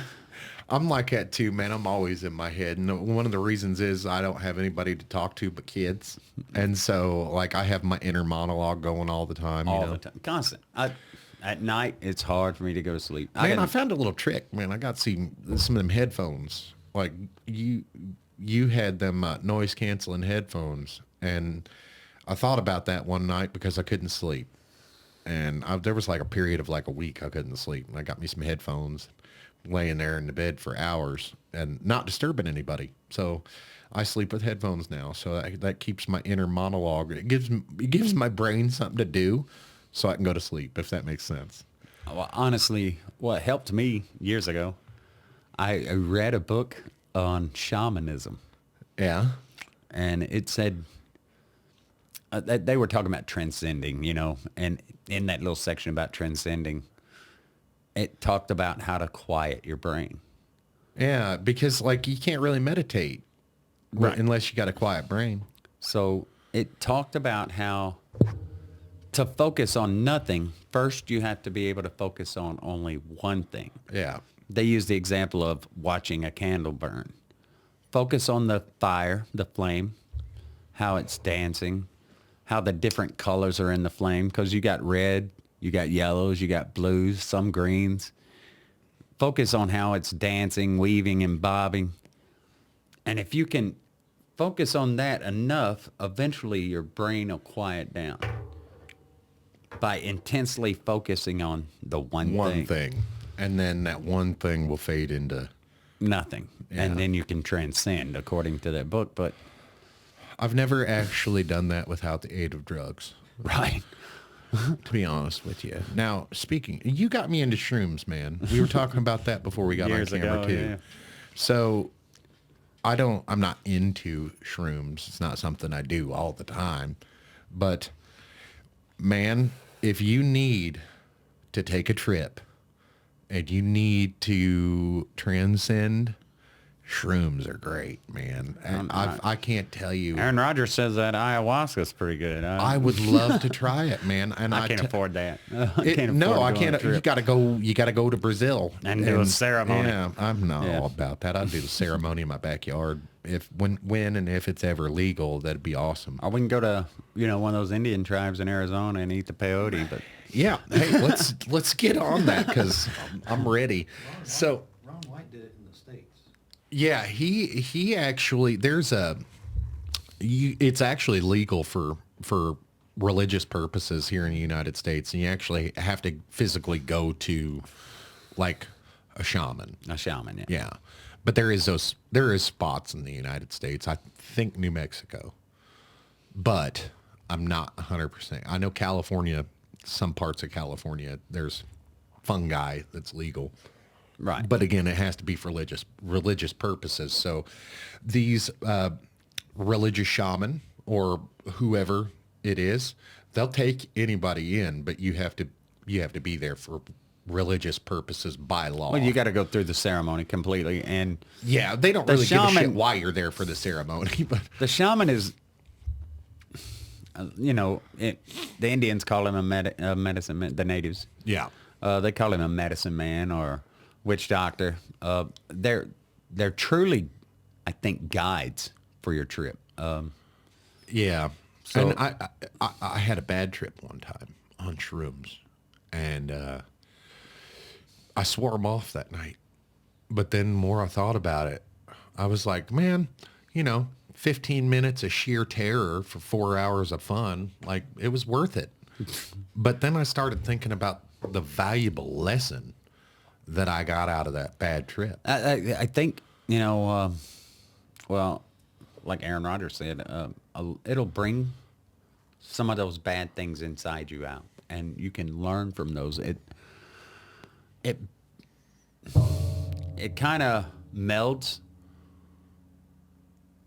the line between the natural and the unnatural worlds, I guess. Yeah. Your spiritual world. Absolutely. And I'll tell you what happened on that bad trip. So I was here. I was by myself. I was tripping by myself. That's one of the things that you shouldn't do. But an emergency popped up after I'd already done shrooms. And I was stuck with the oldest children, And of course, they were old enough to be by themselves. And for whatever reason, I was just sitting there taking in my surroundings and everything, and there was video games. Right. And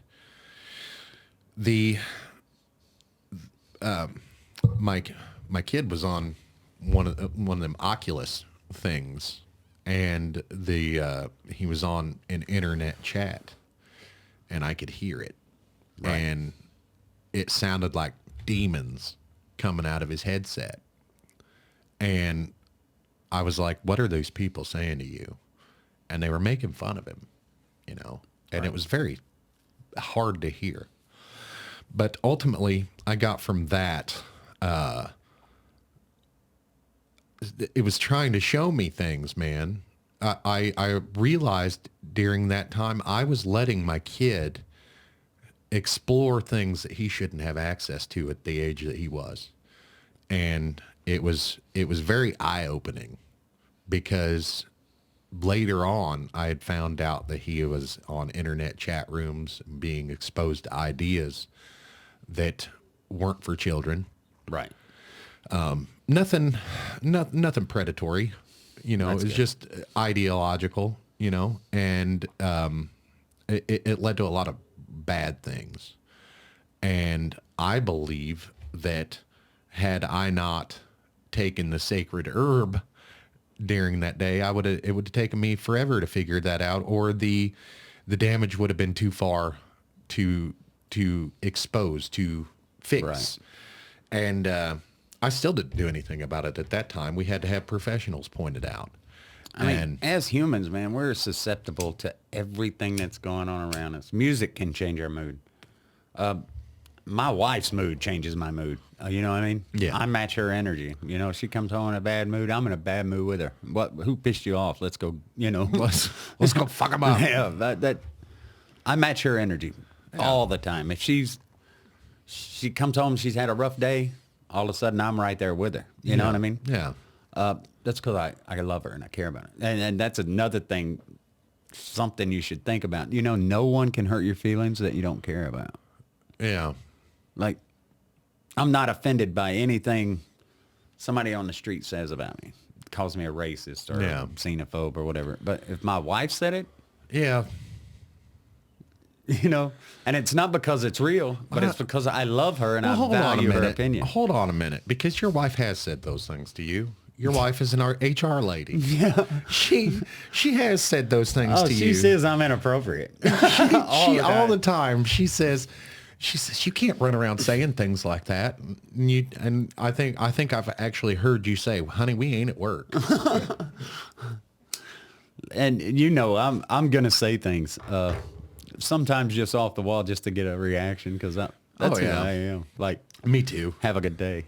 You know what I mean? Tell me what to- Yeah. So I did that the other day, and it was very well received, but her reaction kind of threw me off a little bit. She said, "Have a great day." I said, "You don't tell me what to fucking do." And she goes, "Well, I'm fucking sorry, but have a fucking great day." And I turned around and I was like, I was trying to be funny. I don't even know how to respond to that. She's like, "Gotcha." And I was like, "You did." That's beautiful, man. Those things, man, that just makes it fun. Yeah. Makes life fun. It's Well, a little. you'd told me something a long time ago, and you were like, we were talking about each other and like giving each other props or whatever, and you were like, "You know how I could tell like you were a great guy?" And I said, "What are you talking about?" You're like, "How I could tell what kind of person you were. You know how I could tell?" And I was like, what? You're like, "How you talk to the service people, the people at the drive-thru." I call it the toll booth test. Yeah. Because how you treat people you can't gain anything from Yeah. tells who you are. That's a judge of character right off top. If you're going through the drive-thru, you don't have to talk to those people at all, other than Yeah. tell them what you want. Right. Past that, the conversation's really insignificant. You don't gain anything else from it. How you treat those people that you can't gain anything from matters. I mean, and like I said, I'm the type of person, I try to make everyone feel involved. I try to make everyone feel like they matter, because every life matters. Yeah. And that's my truth. You know what I mean? I don't care if you're Muslim. Now, I've been where all the Muslims hated me and wanted to kill me. Yeah. but not all Muslims are like that. And Well, I had somebody fight the with other that. day, I won't call him out by name, but I had somebody the other day said, I wouldn't want to live next door to a Muslim. And I'm like, why? You know, they don't eat pork. Well, like everybody in our government, they all have good parts about them. They all have bad parts about them. We all have that flip side. You know what I mean? All of us. It's inherent.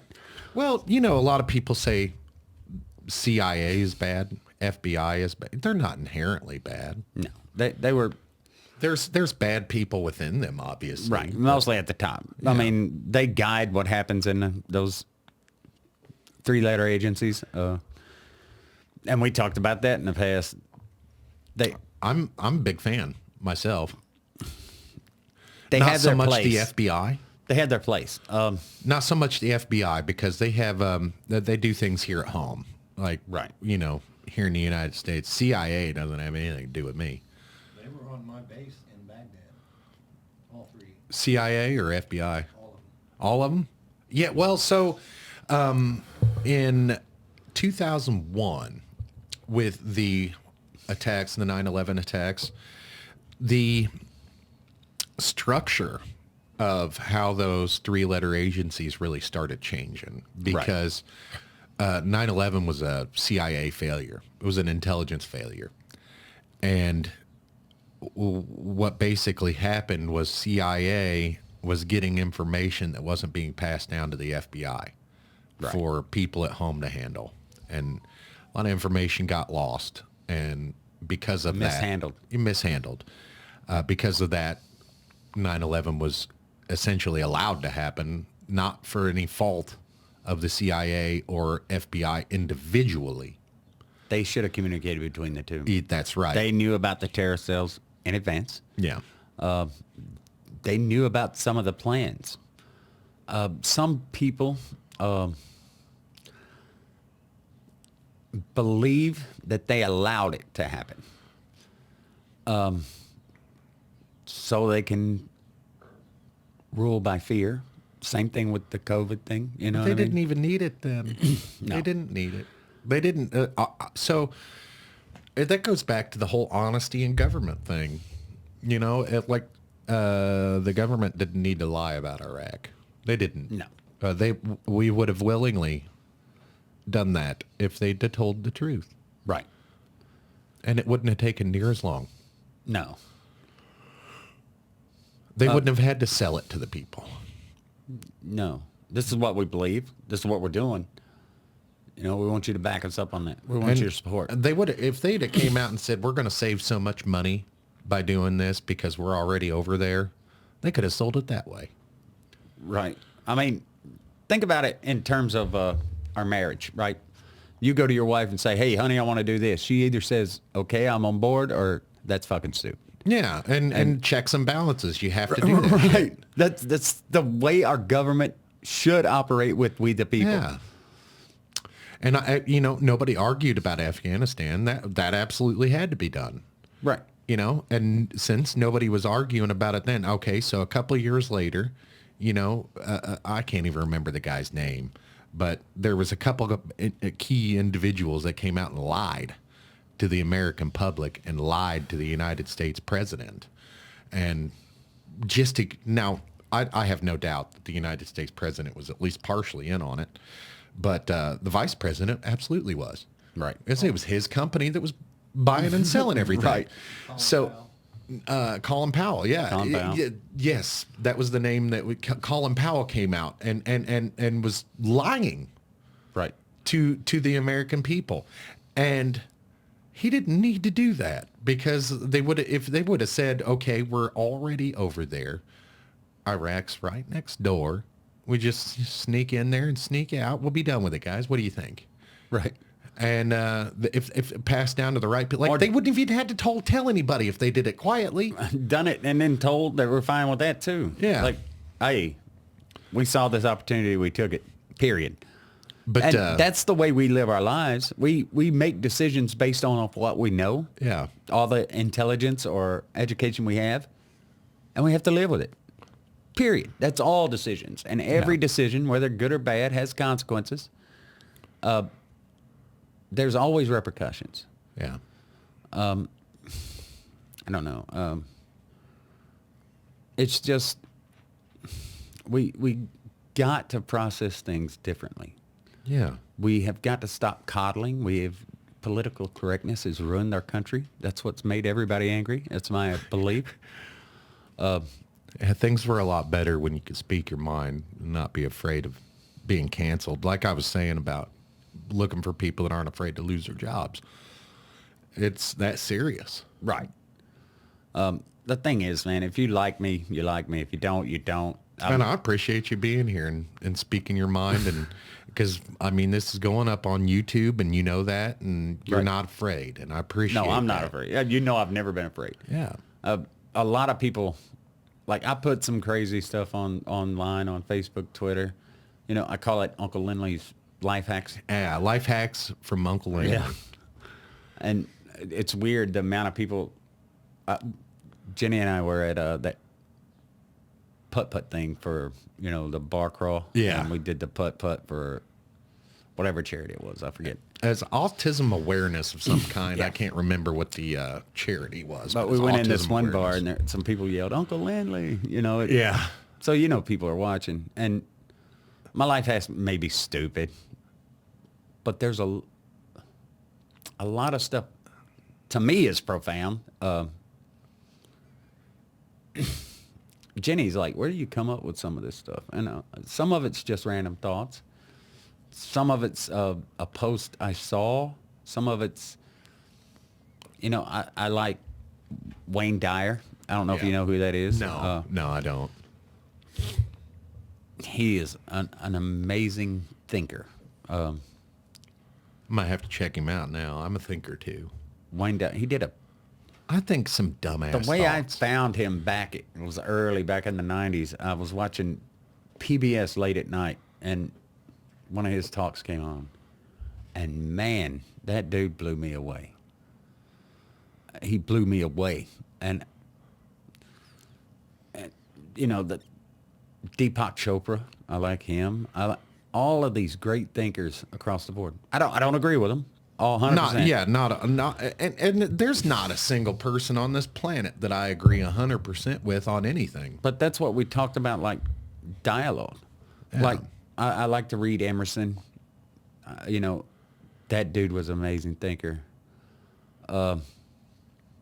Things aren't that deep for me, and I'll tell you, I do love thinking, but one of the things that I enjoy the most is just with people.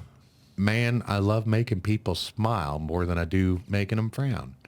And All right, if I, or saying something quirky that might, you know, change their attitude for the moment. Yeah.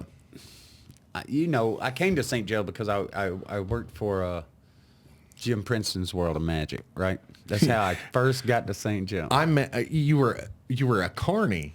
Yeah, basically. When you came, you were traveling. So you got in a suit, a costume, essentially, and you traveled with a magic show, entertaining folks. Right, ran puppets, built sets. Like, Yeah. I loved that about you when I first met you. I was like, you were a carny? You're like, yep. basically. But I mean, it's just Jim is one of my best friends ever. Him and we've come up with some off the wall ideas and made them come to fruition. Yeah. We worked. He ran a wrestling company, a professional wrestling That's company. I awesome. worked there for years.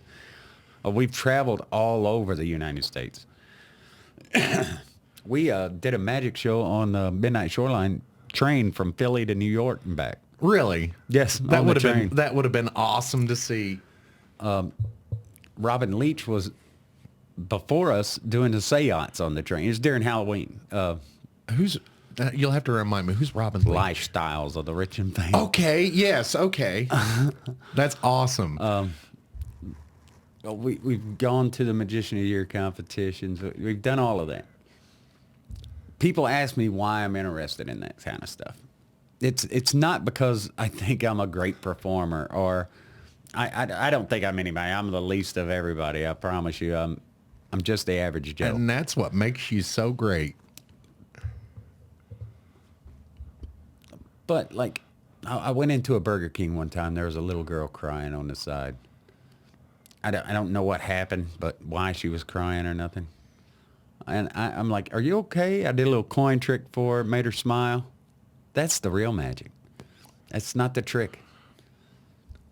If you go to a show, a rock show, a magic show, a puppet show, you forget about all of this stuff outside for a moment. Yeah. That's the real magic.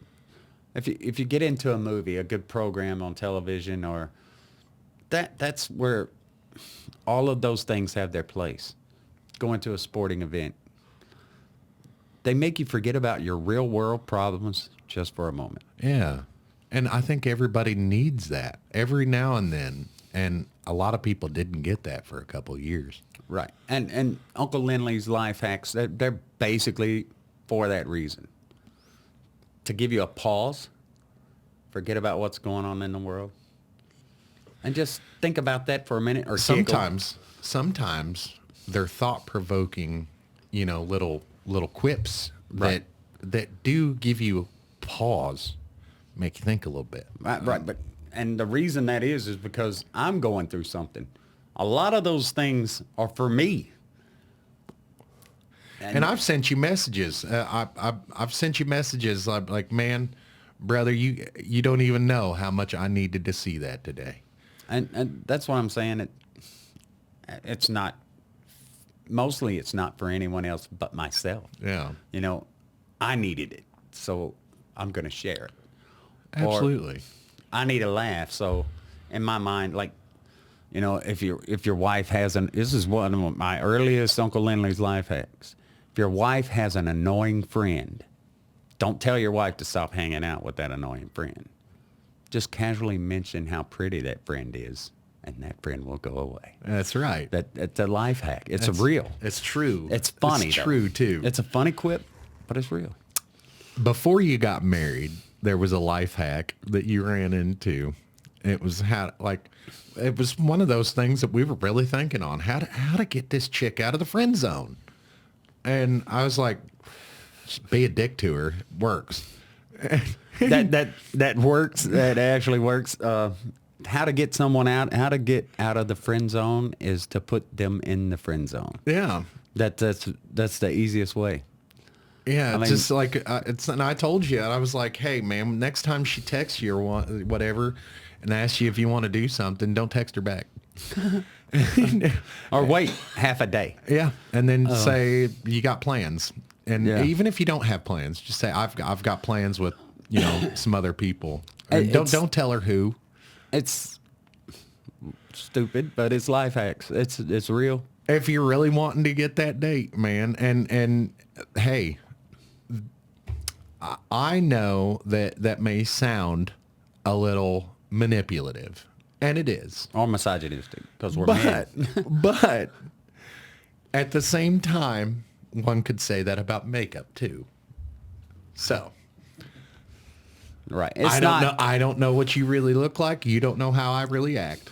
The thing is, everything we see on television, everything we see out in public, it's all manipulative. You're always being manipulated. Yeah. That's what I was talking about earlier, being a critical thinker, thinking on your own.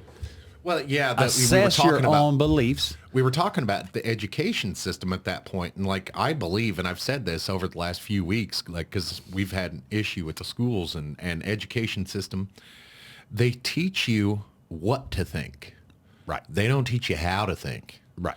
And that's a problem That because is a big problem. none of these kids. Especially nowadays. When we were growing up, my dad was a big guy. One of my favorite quotes by him is, "You'll either find a way or you'll find an excuse." I love that. And be because it's careful with true. those excuses, because you'll find one you like and you'll start sticking to it. So we weren't allowed to say, I can't. I can't do that. Have you tried? Have you looked at other angles? My dad did not like I can't. Yeah. And he was adamant about it. You'll find a way or you'll find an excuse. And that changed my outlook on a lot of things. And my dad was a great man. He was a great dude. I loved your dad. Obviously not as much as you. I mean, that's one thing. A lot of people from here haven't visited my family back in Tennessee. My family is great, dude. Yeah. I love your family, man. They treat me like I'm family, and that's right. And the same with great. your family. Your family treats me like I'm family. I saw Jennifer That's a few 'cause you weeks are ago family, at so. a dog show down south somewhere. Yeah. I think she sent you a picture of us. And Couple then, of my favorite people. yesterday we saw her on TV. Yeah, she was West- Westminster Westminster. Dog Club. I'm Yeah. going to have her on the show here, and I go pick her up from the airport tomorrow. So That's the world we live in, man. And yeah, my wife is crazy. She's like, you talk to anybody, you talk to these strangers. I said, nobody's a stranger. They're just friends I haven't met yet. amen. Right. I love that because I don't know a stranger either, man. I'll talk to anybody. I'm real nervous and socially awkward, but I force myself to do it. I force myself into those uncomfortable situations. And one of those uncomfortable situations brought me you. I met you through an uncomfortable situation. Right. And we've been best friends ever since. Right. Man. And family. I look at you as family. I look at you as family. I And appreciate it. that's the thing. We have our blood, brothers and Yeah. sisters and uncles and nieces, nephews. But we also have the ability to choose who we want as family. Yeah. And those bonds are sometimes deeper. Yeah. And Because if you stick around, because if I know that you don't have to stick around and you stick around anyway, that's a friend. That's family, And you can call me anytime. I may not answer, but I'll get back to you quick. Yeah. And that's with most people. And that's very rare to find in a person. And I believe I know that there's people out there that just are angry and are sad and are hurt, and that's why they behave the way they do. And since there's those people out there, I don't want to go out there and treat people badly because I don't want to contribute to their sadness or their anger. And the golden rule is one of the best things there ever was. Treat Absolutely. people The way you wanna be the way treated. you want to be treated. And I feel like if you do that, you'll never go wrong. If you treat others consciously, be like, hey, I don't want to treat this person like an asshole because I wouldn't want them to treat me like that. If you're conscious about it, everybody has bad days. Absolutely. Everybody does. At my Aunt Donna, she's so smart, so intelligent. She's wise. And you know her. Love you, Aunt Donna.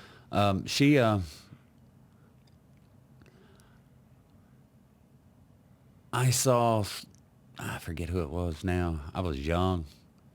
Spud Webb. We saw him at the Yeah. mall in Memphis. She's like, leave him alone. Don't go up there. I'm like, I gotta, get off. Yeah. She's like, no, he's out in public. He's enjoying he was with a girl. He's enjoying his time with that person. And I watched him for a second. I was kind of disappointed I didn't get to go talk to him, but I understood. Yeah. You don't bother those people just because, they're famous and you're a fan or, whatever. You shouldn't bother them in public. Right. They need to be able to live their life also. I agree. But she was smart in a way that, everybody has bad days. When somebody's rude to you, it's not necessarily at you. Yeah. They could be their dog could have died that morning. Yeah. You don't know what they're going through. So initially you should give everyone a pass. You know what I mean? Yeah, that's a lot of people say respect is earned. And the reason why they say that is because the whole expression is how you get respect is that you give it. You Right. earn respect Right. by giving respect. And so a lot of people take that the opposite direction. respect is earned, and so they demand respect without giving it. Right. And that's backwards. That's backwards. Absolutely backwards. You earn respect by giving respect. And I believe everybody deserves respect until they've given a reason not to. Like, if I've just met Paul for the first time today, I will respect Paul unless he gives me a reason not to. Right. And usually 9 times out of 10, that the only reason is disrespect, you know.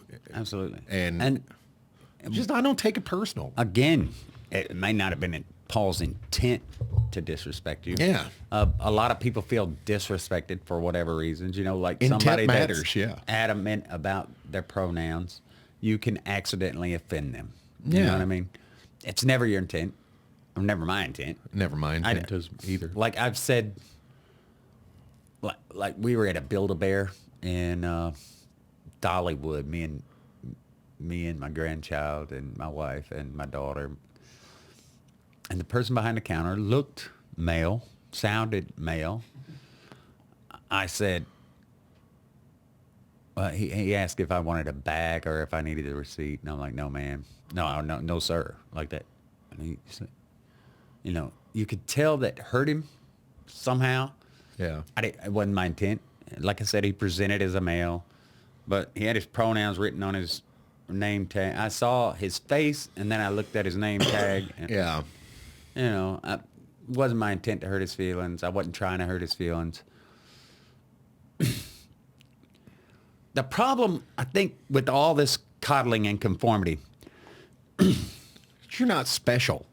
yeah, but none of us are. None of us are special. That's one of the biggest bullshit lies that I ever heard in my whole life was you are special.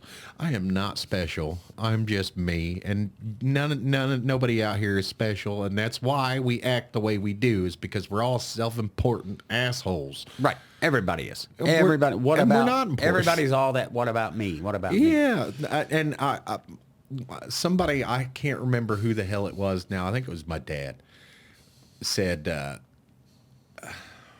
and I think this came secondhand to him from somebody he heard it from, but they believed this shit started in the 80s with cocaine. The me generation Right. started Maybe. with cocaine.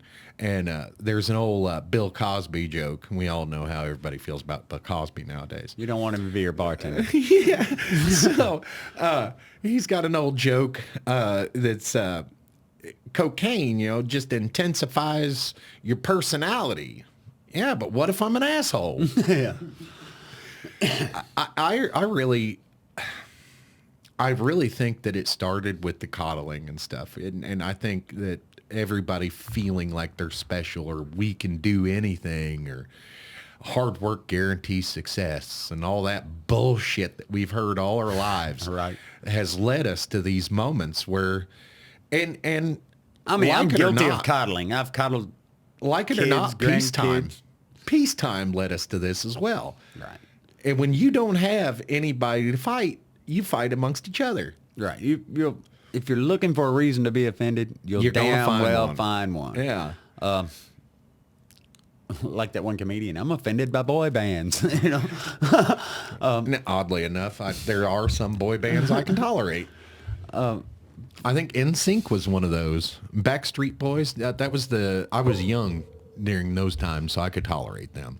But I think as a whole, we should stop trying to be offended or looking for reasons to be offended and stop, you know, like Aunt Donna said, you know, you don't know what they're going through. Stop that me. What about me BS?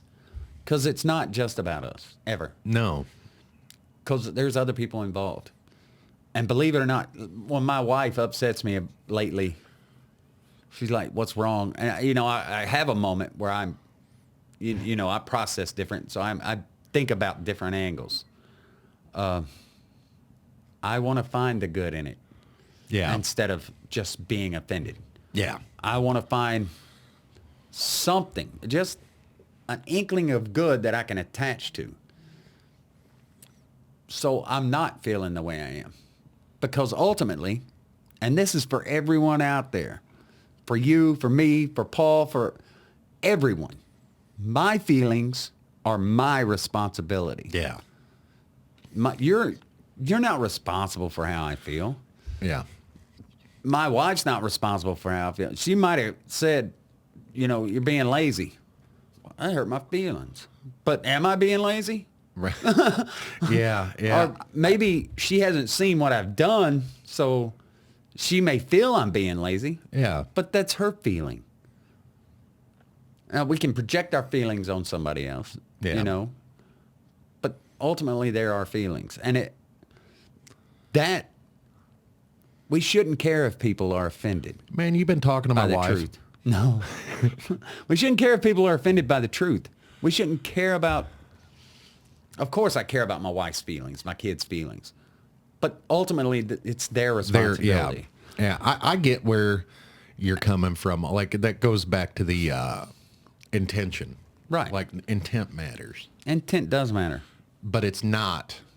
Like, if I get angry at something that you said, I've just now given you power over my control, I've just now given you power over my emotions. Does that make sense? I should never do that. Yeah, like somebody said, when did sticks and stones may break my bones, but words will never hurt me, but become irrelevant? And it hasn't. And that's I tell people that all the time. Words only have the power that we give them.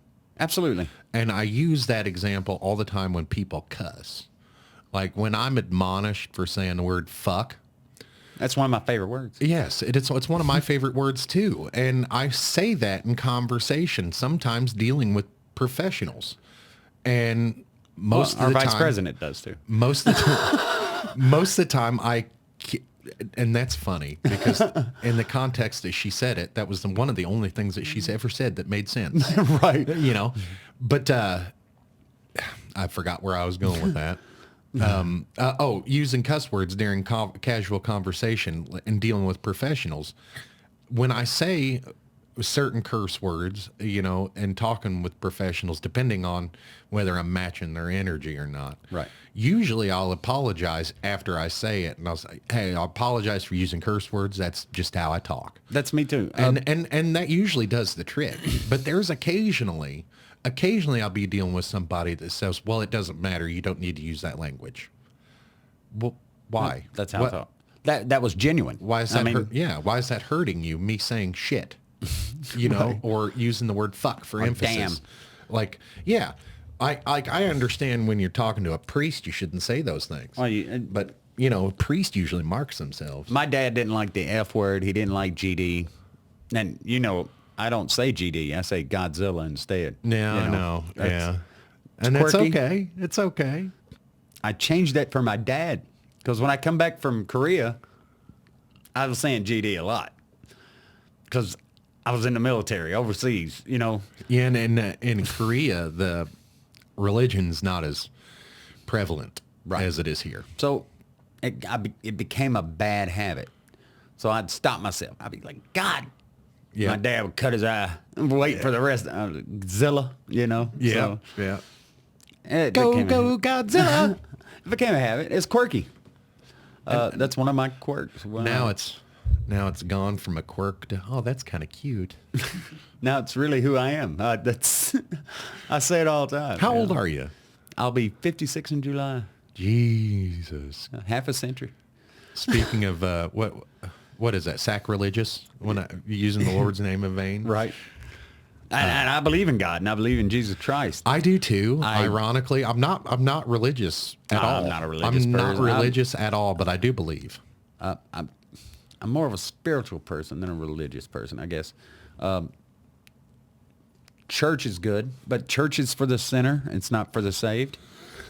So you got all these people pressing you to go to church, trying to make you feel bad because you are how you are. If you believe in God and you study God's word, and believe me, it's not always what the Bible says that exactly is the lesson they're trying to teach you. It's what's not said. Even Jesus taught in parables. He taught in riddles. Do I really think that Jonah was in the belly of a whale for all that time? He would have disintegrated. You know what I mean? Yeah. But the story behind it is not that Jonah lived in the whale. I don't remember who I was talking to the other day. I was referencing the Bible and the stories within the Bible. And there are some believable stories in there. But I believe religion was a consequence of written history. Yeah. If that makes sense. Those Partially. the stories probably, a lot of the stories in there accurate, but it's like a giant game of telephone, right? Being passed down for years and years and Right. years. And then different translations, things Yes. are lost. Some books are missing, like the Dead Sea Scrolls seem to be relevant. Yeah. There's a lot. Book of Enoch. Yeah, the Book of Enoch is completely gone, yeah. I mean, but most of the world religions have the same basic rules. Yeah. If you look in the Bible, you talked about the golden rule. Do unto others as you'd have them do unto you. Yeah. Even Wiccans have the same rule. Do what you will, though it harm Now no I'm looking one. to be offended. I don't like the way you just said Wiccans. Don't be offended by it. You put extra emphasis on it. Now, that reminds me of a movie. It's Baby Mama. You ever seen that Yeah. movie? And he says, "Oh, Ashley here is a Wiccan." Right. But, I mean, we all basically need to search out our own salvation. Yeah. You know what I mean? We all need to be, what's the word for self-educated? Innocuous or whatever? I don't know the word. Innocuous.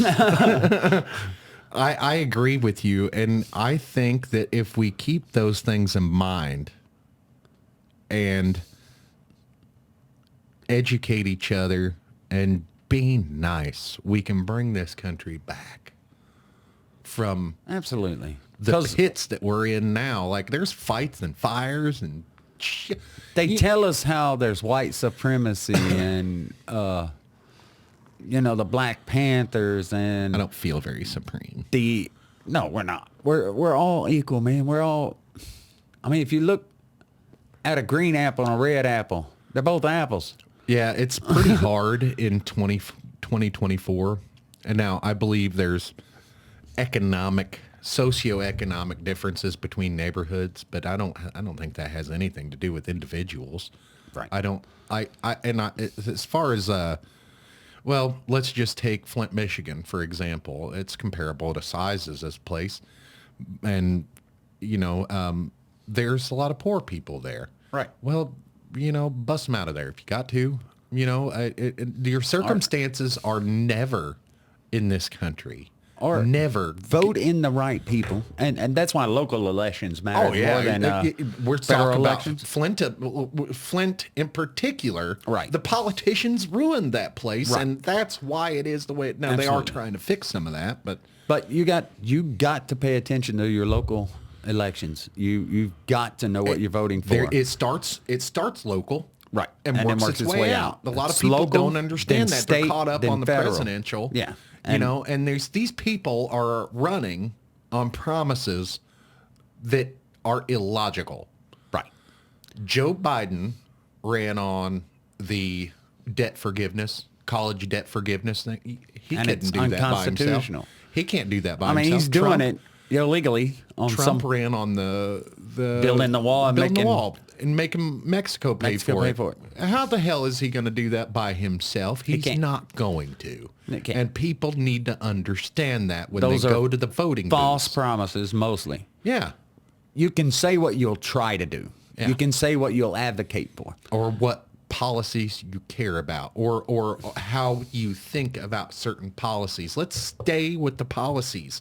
And I believe this upcoming presidential debate, if those idiots stay, now I'm being judgmental when I call them idiots. They're very smart people. They let Robert Kennedy join in. I do too. I think he'll eat both of them alive. Just because he's I don't smart. like the sound of his voice because he's got that throat problem, but he's hard to listen to. Dysphonia. Yeah. Was it spasmatic dysphonia? Dysphonia. Yeah. It's very weird. A lot of his ideas are phenomenal.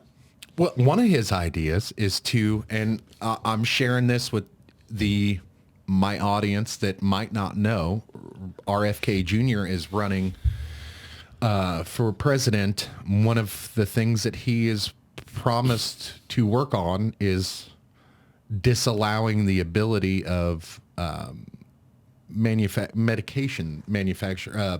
drug manufacturers to advertise on television.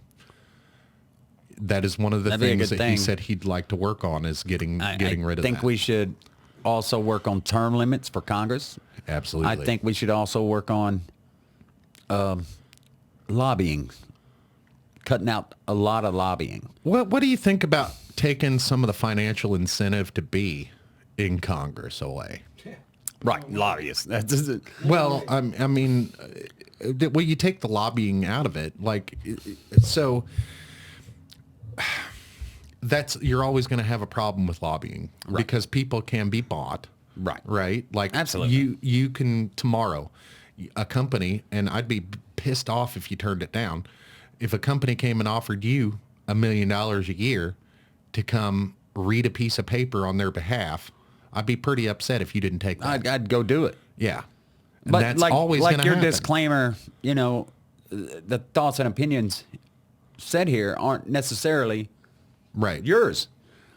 That's true. You can say that, and I can read anybody's piece of paper for $1 million a year. You know what I mean? Right. And that's where that you're always going to have that issue. But if you take the financial incentive away from Congress themselves, like you pass rules about the spouses, right, and investments, right.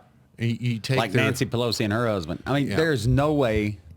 And once they're out of Congress, you can take those rules away. But while they're in Congress, if they gather any money financially from knowledge that they receive, I mean, that's things insider they trading. Know they're voting on, know. That's insider trading, is it not? Basically. Martha Stewart went to prison for it, but Nancy Pelosi and her husband are almost billionaires.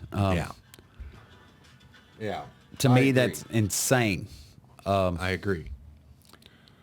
How do you go in Congress, become a congressperson, and you're broke going in, but now you're worth millions, like AOC.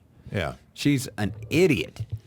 Well, I think she's very smart. I think AOC is very smart, but I think it's very weird because I think she works for her people.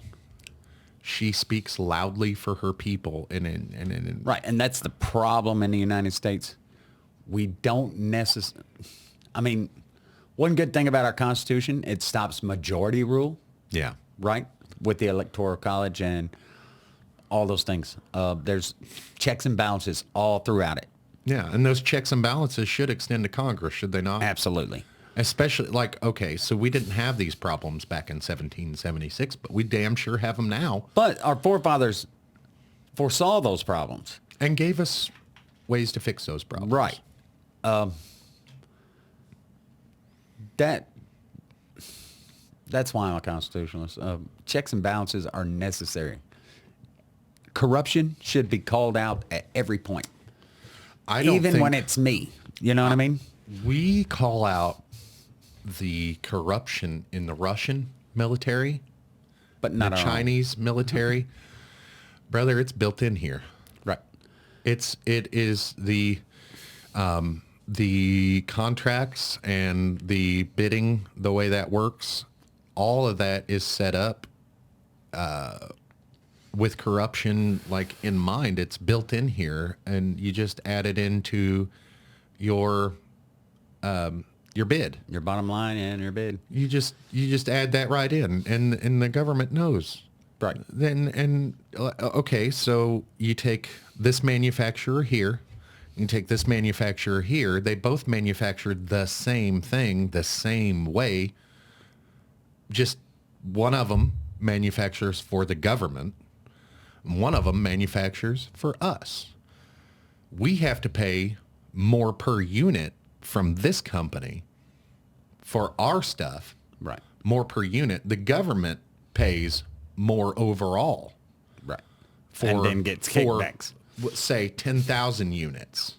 So they don't pay as much per unit as we do on paper. Right. But the end units cost more because it's the government. Right. That's corruption.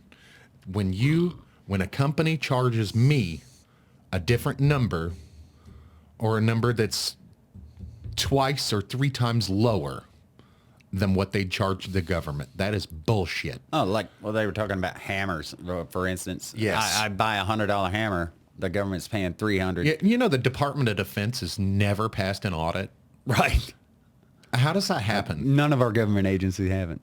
Then we have a problem with our budgets.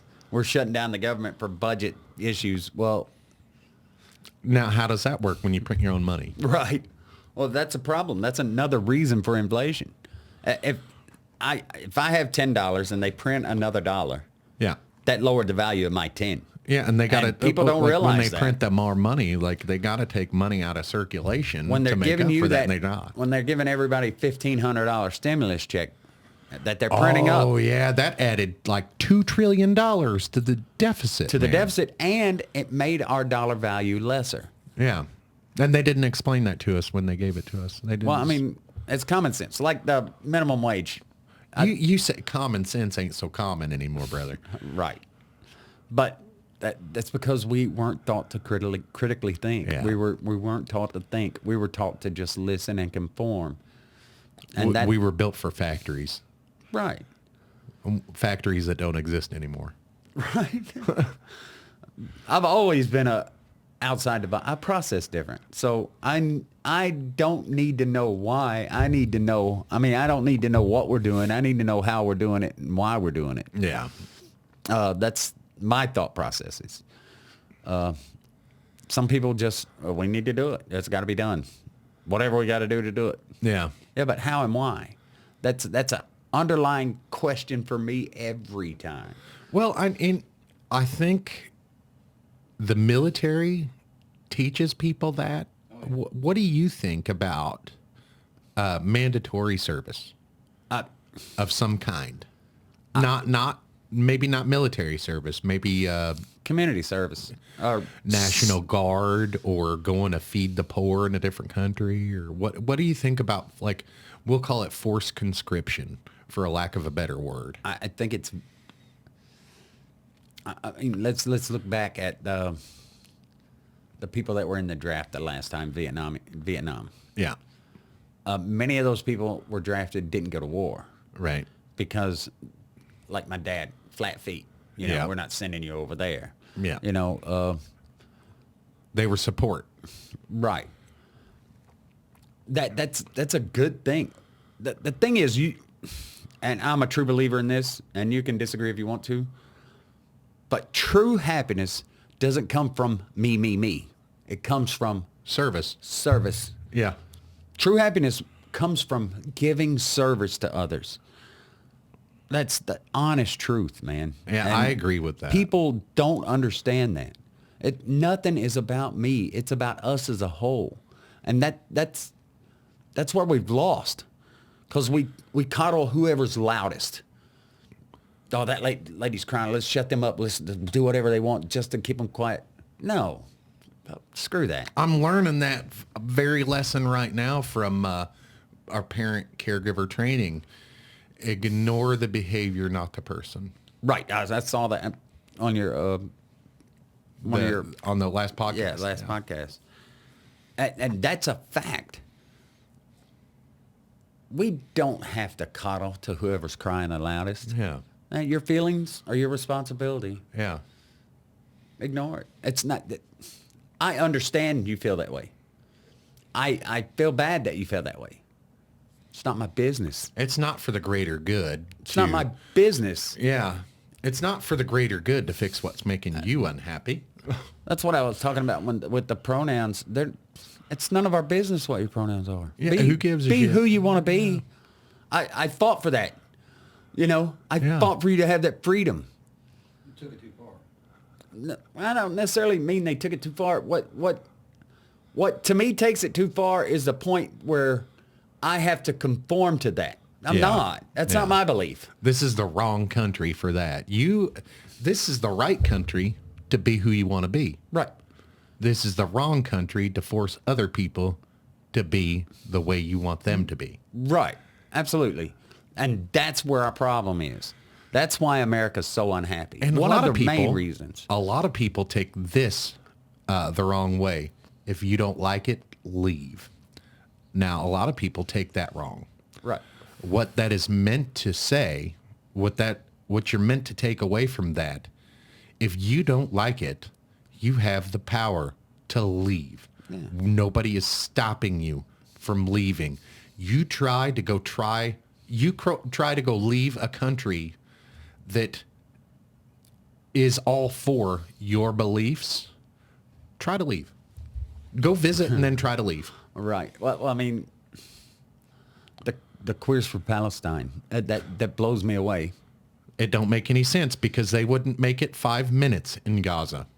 Absolutely not. I understand their feelings about the genocide. And I don't believe that we're trying to... I don't. It's not a genocide, in my opinion. It's not mine either. That's one thing I have to back Joe Biden on, is that Genocide Joe, that's a BS statement. Yeah, well, we will stick with Sleepy Joe. We'll stick with Sleepy Joe or Fall Down Joe or whatever. But the Genocide Joe, it's BS. Nobody's trying to commit genocide. No. But when you're saying that to the river, to the sea crap, that is you're talking trying about to commit genocide. Yeah, that's you're talking trying to get about rid genocide. of all the Jews. Not. Everybody has a place, dude. Yeah. Everybody. Yeah. Absolutely everybody. So none of us are more important than the next person. Exactly right. We all put our pants on one leg at a time. You or shit skirt, like I or whatever. do. Yeah, exactly. We're all people, and we're all in this together. Right. And so that's one thing I always say. Let's stop we fighting all each got to other. live on this big ass ball of dirt together. We got to take care of each other. What's happening, and I want to clarify my feelings on the Israel-Gaza conflict. Take out the propaganda. Take out the fact that I've never been there. Like, I don't really know what's going on over there. But what I'm understanding is going on over there is October 7th, there was a terrorist attack. Hamas, which is the governing body of Gaza, has taken hostages. And the hostages are now within Gaza. And Hamas, the governing body of Gaza, is hiding among citizens. Right. And they're using citizens of Gaza as human shields. Human shields, yeah. And they're telling us that we can't come after them because they're hiding. And what options do we have? They are holding people hostage. Let somebody kidnap my daughter. I don't care who I got to go through to get her. And that's anybody. You're not going to hold my child hostage. And that's the way we should feel about American hostages anywhere in the planet. As far as I'm concerned, And that's the way any other planet should feel about us having hostages. Israel's defending themselves. And that's how I'm looking at it now. They are. Do they overstep bounds? Yeah. And There's going to be innocent casualties. Yes. In any war. Yes.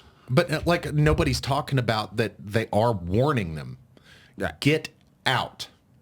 And the people that can they gave them they're not taking the whole country like they just want Hamas. And the thing is, a lot of people don't realize if Hamas gave up all of the hostages, it would end. the conflict ends. Yeah. Period. Yeah. At least be peace talks. The problem is, Well, they're trying peace talks now, and it's not that Hamas isn't coming to the table. it's another, and this is underlying. Nobody talks about it, but it's another religious war. That's basically all it is. It's radical Muslims against Jews. Radical Muslims want everyone to be Muslim. If you're not, Death. they want you annihilated. Yeah. That's where the death to America comes in. That's where the death to Israel comes in. That's where all And those it's chants not come Muslims, it's Muslim extremists. It's Muslim extremist. That's something I had to fight with. And there's a difference. Something Paul had to fight with. there's a lot of good Muslims out there. There's a lot of good Jews out there. There's a there's lot of good Palestinians There's a hell out of there. a religious difference between Muslims and Muslim extremists. There's religious differences between the two. That's the problem. And that's the problem here in our United States. We got the far right and the far left causing all this conflict for people like you and me who Yeah. are middle way. Yeah. We don't mind you being who you are. Leave us alone. Yes. That's a Gen X thing, man. Let me live my life. I don't consider myself Gen X, but a lot of By people proxy. do. Yes, a lot. So I'm 39. I was born in 85. Right. And so I kind of straddle millennial and Gen X. But I behave more like Gen X. Right. I have more in common with Gen X than I do millennial. I get my laziness from the millennial generation. Yeah, I'm right there with you. It doesn't have... So if we're just being honest, there's not enough of there's what's going on in Israel and Gaza. There's not really enough skin in the game for us to be so pissed off about it. Well, I mean, honestly, as a man, and I know that's toxic, but as a man, In these United States, we should defend those who can't defend themselves, period. defend the defenseless. Yes. As a country, we should defend those who can't defend themselves. Yes. Period. That's what good people do. Yeah. Israel is a Western society sitting in the middle of a Middle Eastern society. And that, like I said, the underlying premise of that war is religion. Yeah. And there's more wars been fought on religious premise than anything else. Yes, sir. People don't realize that. Here in our country, we try to separate the state from the church. It's not totally. I mean, Yeah. it's in our book, it's in our laws, but Yes. separation of state and church is hard to do because our beliefs are radical. Yes. Because if you believe Baptist, you're not going to believe Catholic. You're not. Yes. You're not going to give into that. They're all Protestant religions, and that's still within that Protestant base. But past that, a Christian is not going to believe like a Muslim. Yes. Who is not going to believe like a Jew, who's not going to believe like a Wiccan, who is not going to believe like a Satanist, who is not going to believe like a pagan, who's not going to... We're all different. Yes. And instead of fighting about those differences, why can't we celebrate those differences? Because if we were all the same, this would be a boring planet. Yeah, I would. You know what I mean? Our differences is what makes us the same. Right. You know, and like, I mean, as far as being a pissed off American podcast, this has been a whole lot of we should work together instead of against each other. And that's what pisses me off the most is because I'm willing to. And I'm coming up against resistance. I told you this years ago. I wanted to start a community unity project where we got Indian, we got I'm talking about the Dot Indian and the Native Indians. We got black people, we got Chinese people, we got white people, we got Asian people, we got South American Taiwanese people, we got African people. Let's all have one giant cookout and share each other's food and share each other's culture. You know what I mean? Well, man, I tell you, white people's going to lose out on that. Oh yeah, because our food's bland. Well, Yeah. I'm from the South. We use a little spice, but Fried chicken.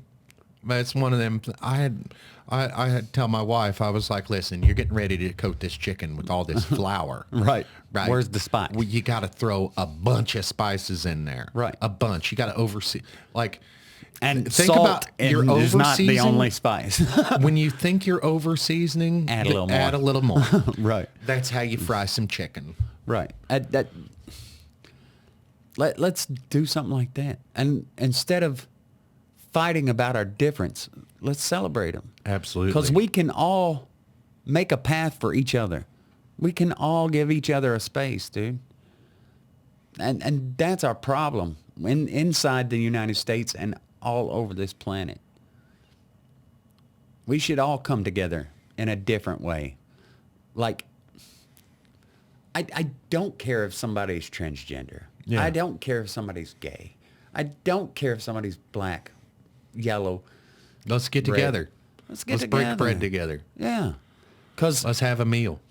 the two ways we talked about to rule, through fear or dialogue, the dialogue's a better way. Yeah. The fear part, bad people use fear to rule. They also, only bad people use censorship to stop the dialogue. Yeah. There's some bad people running this world. Right. I mean, Let's it's evil that stops you from sharing your opinion. Yeah. It's evil that stops me from sharing my opinion, whether it's right or wrong. so let's not try to stop those conversations. Yeah, we should be open to them. And we should also, like I said, we should reevaluate our beliefs, our core beliefs, after every conversation. Why do I feel that way? You know, did this person make a point? Let's not hold on to our beliefs Man, so strongly. That is a good point, because I see a lot of people not being able to defend their position. Right, and I've seen that too. Like, why do you if- believe that way? if- But it's just what I was told. What? Now let's think about that, guys. Like, I saw it a lot recently with the campus protests that are still going on that nobody's talking about.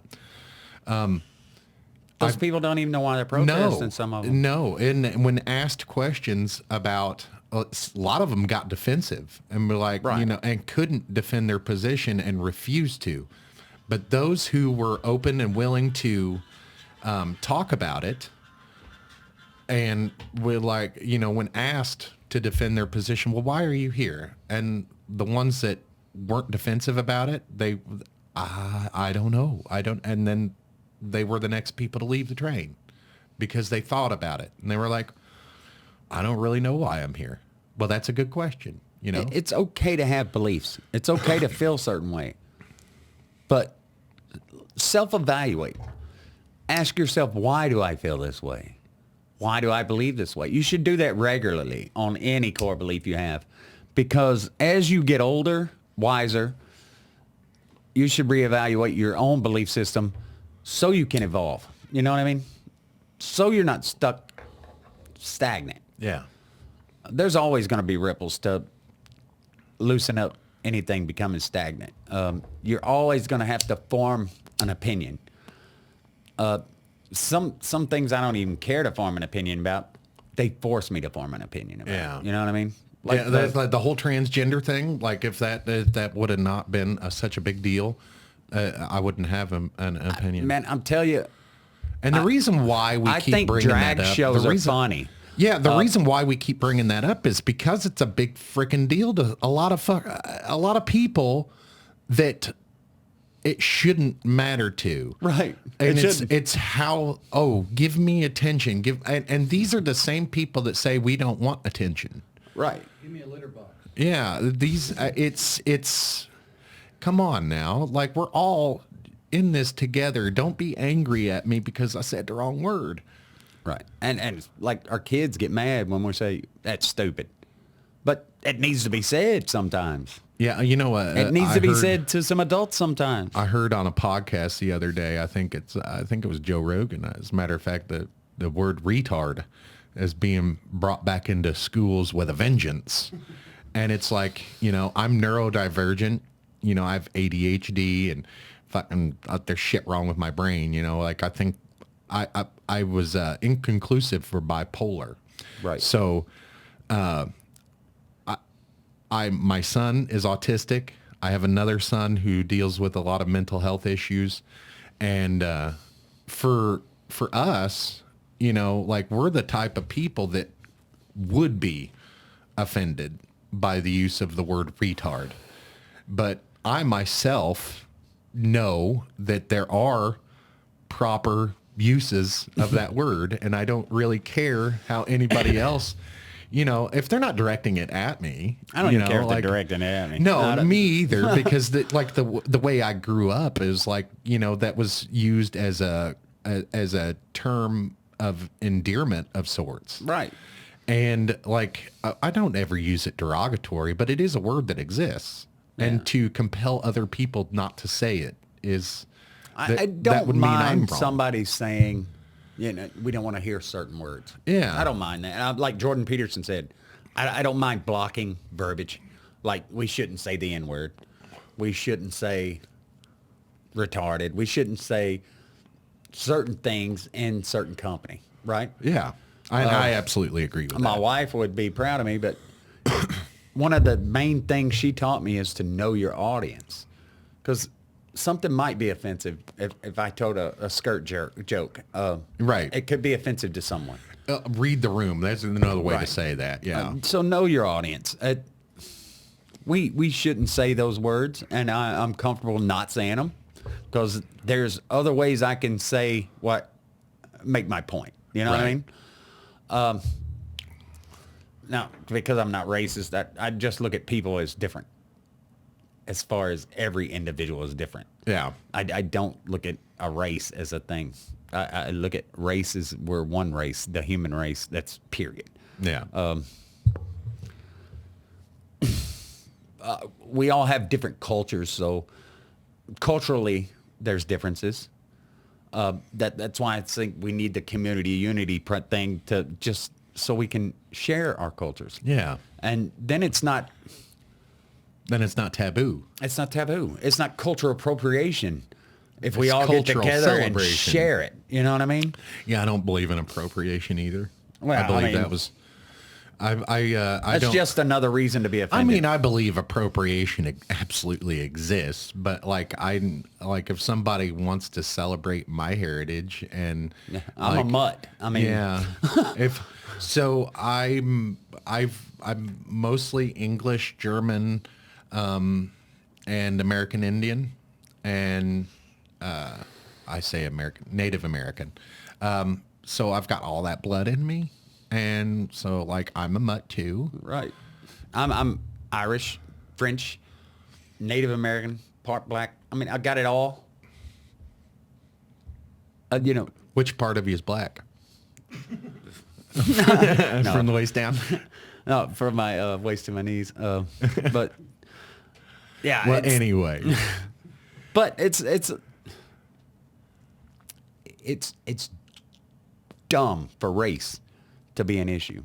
If you believe in the Bible and God made dirt, right? Made us Yeah. all from dirt. Made Adam from dirt.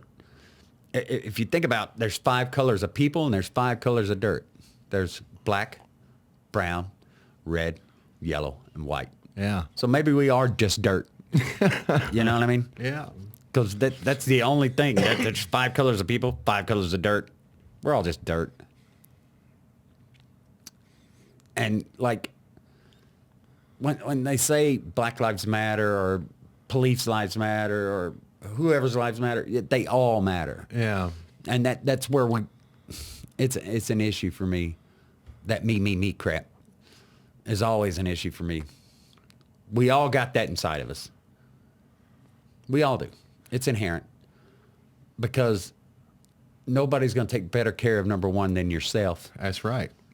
I don't want to be offended. I want to smile more than I yell. I want to Yeah. laugh more than I cry. I'd like to laugh a lot more than I cry. And Absolutely. I laugh all the time. Like I said, I got a song in my head right now. It's Proud Mary, by the way. Proud man, keep on rolling. But I absolutely agree.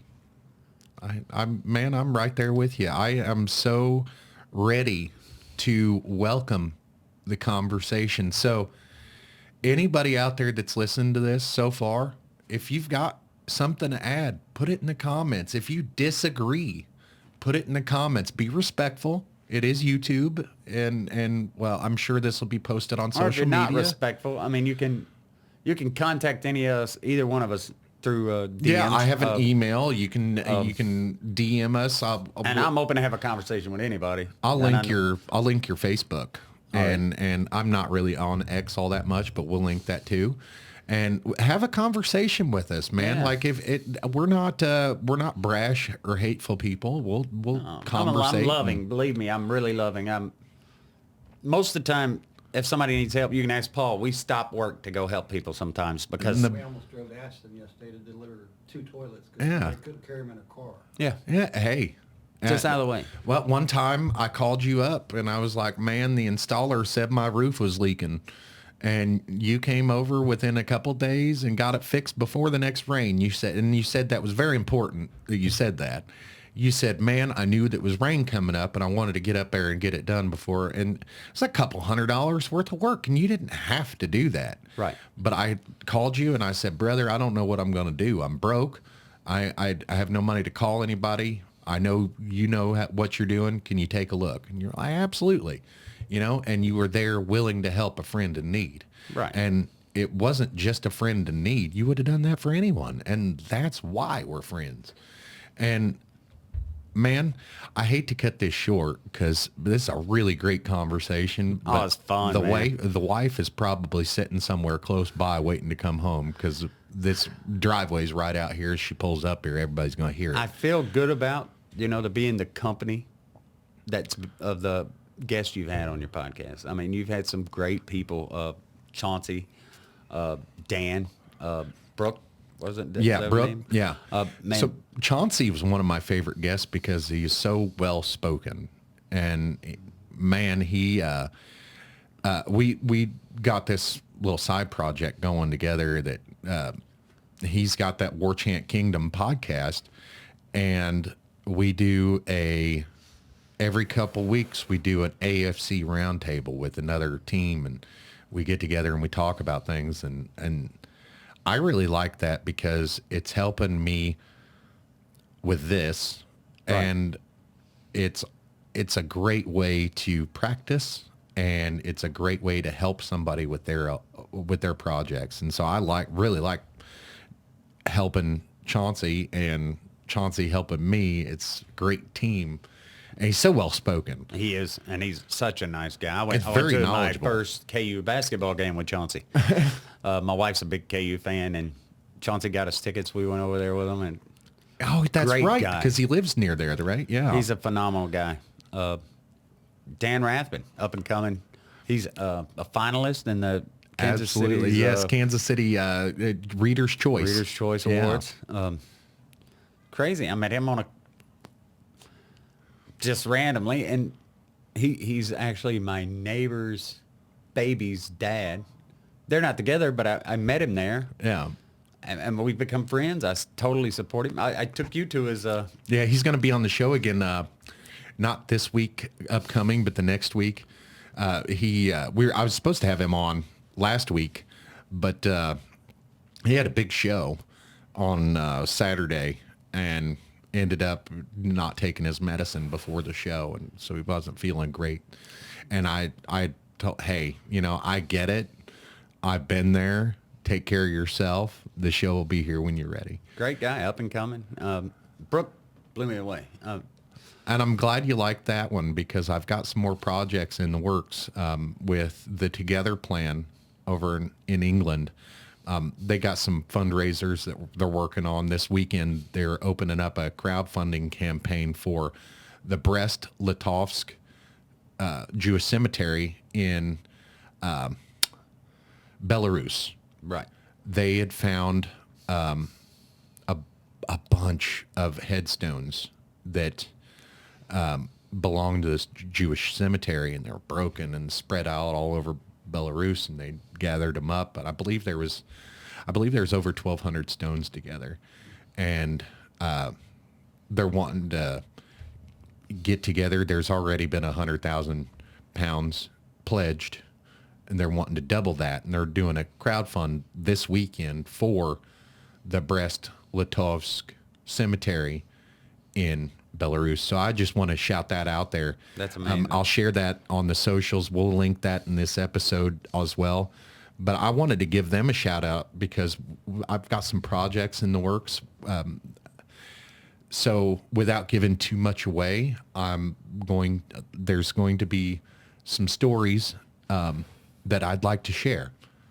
And I'd like people to share their stories with me. If you or your family members or anyone you know were affected by the Holocaust, hey, send me a message and we'll share your story. If you a family member or somebody that you know has been a victim of Jewish hate or anti-Semitism, come on the show. We'll talk about it. We want to bring. Or if I think you should open that up across the board. If you like, Well, if you've been a if you've been hated on at all, you want to talk Right. about it. Like, hey, come on the show. that's a We'll good be- place. I mean, this is one place that I want. This is a judgment-free zone. I want to use this as a judgment-free zone in here. So, I'm open to all conversation, any conversation. So I just wanted to throw that out there, but I got to go ahead and cut this short a little bit. hey, I And appreciate you having me on, Dickie. I love you, Lynnlee, and I love that you were on the show, and I'm gonna have you on again. In the next show, we'll plan something a little different. Like we'll talk about a certain subject that's interesting to both of us. Like, well, you were in the military. This Do you- is interesting to both those. I think It we is, should it share is. how we met and how we grew as friends. yeah, The things we've been absolutely. through. 'Cause That would be a hilarious show too, because how we got together and became friends is kind of fitting for the show. Absolutely. This pissed off Americans, like we had some shit and that you happened talk to about both the of us. bad dad. I was a bad dad, dude. Me too. Me too. Like, that's part of where I wanted to go. Like, this isn't a parenting show. Don't follow my advice. Like, I am here giving you my experiences and sharing my experiences with the world. And The that's thing all is, about. if you share your mistakes and other Maybe people some- don't have to go through them. Yes. You know what I mean? They Yes. can learn from our mistakes so they don't have to go through Yeah. them. Now, you don't want to... Because I say, you're going to fuck up your kids no matter what. You're just, you know, We're all fucked up. yeah. No, there's a thing It's just going around the way now. the way everybody's going to fuck up their kids. It's just the different fucking up that you're going to do. You know what I mean? Like, I've got 4 different kids. I fucked them up 4 different ways. People now talk about the trauma they're going through. Now, we all have trauma. And you know what? We're supposed to. Yes. We're supposed to learn from it. That's what makes us who we are. And that's what gives us our mettle, our will to live. People talk about early childhood trauma or generational trauma, And we're going to get into some of that on the show too. But generational curses, I believe in that shit. the thing is, let's talk about my granddad for a minute. He was one of the people that stormed Normandy. Yes. Yes. He spent his 17th, 18th birthday in a foxhole. Yeah. That's trauma. And to him, it was a job. Now, he didn't talk about it hardly ever. The way Europe, I was watching documentaries on World War I and World War II, how them boys over there treated war. It was like job, like Europe was at war. Before World War II, Europe was always at war. Right. And so, Well, there's always been a war on the planet. We don't hear about them all. no. And the thing is, what makes us a good country is that we will destroy another country, but we go rebuild it. Look at Hong Absolutely. Kong. I mean, Hiroshima and Nagasaki. we helped rebuild both of those Right. places.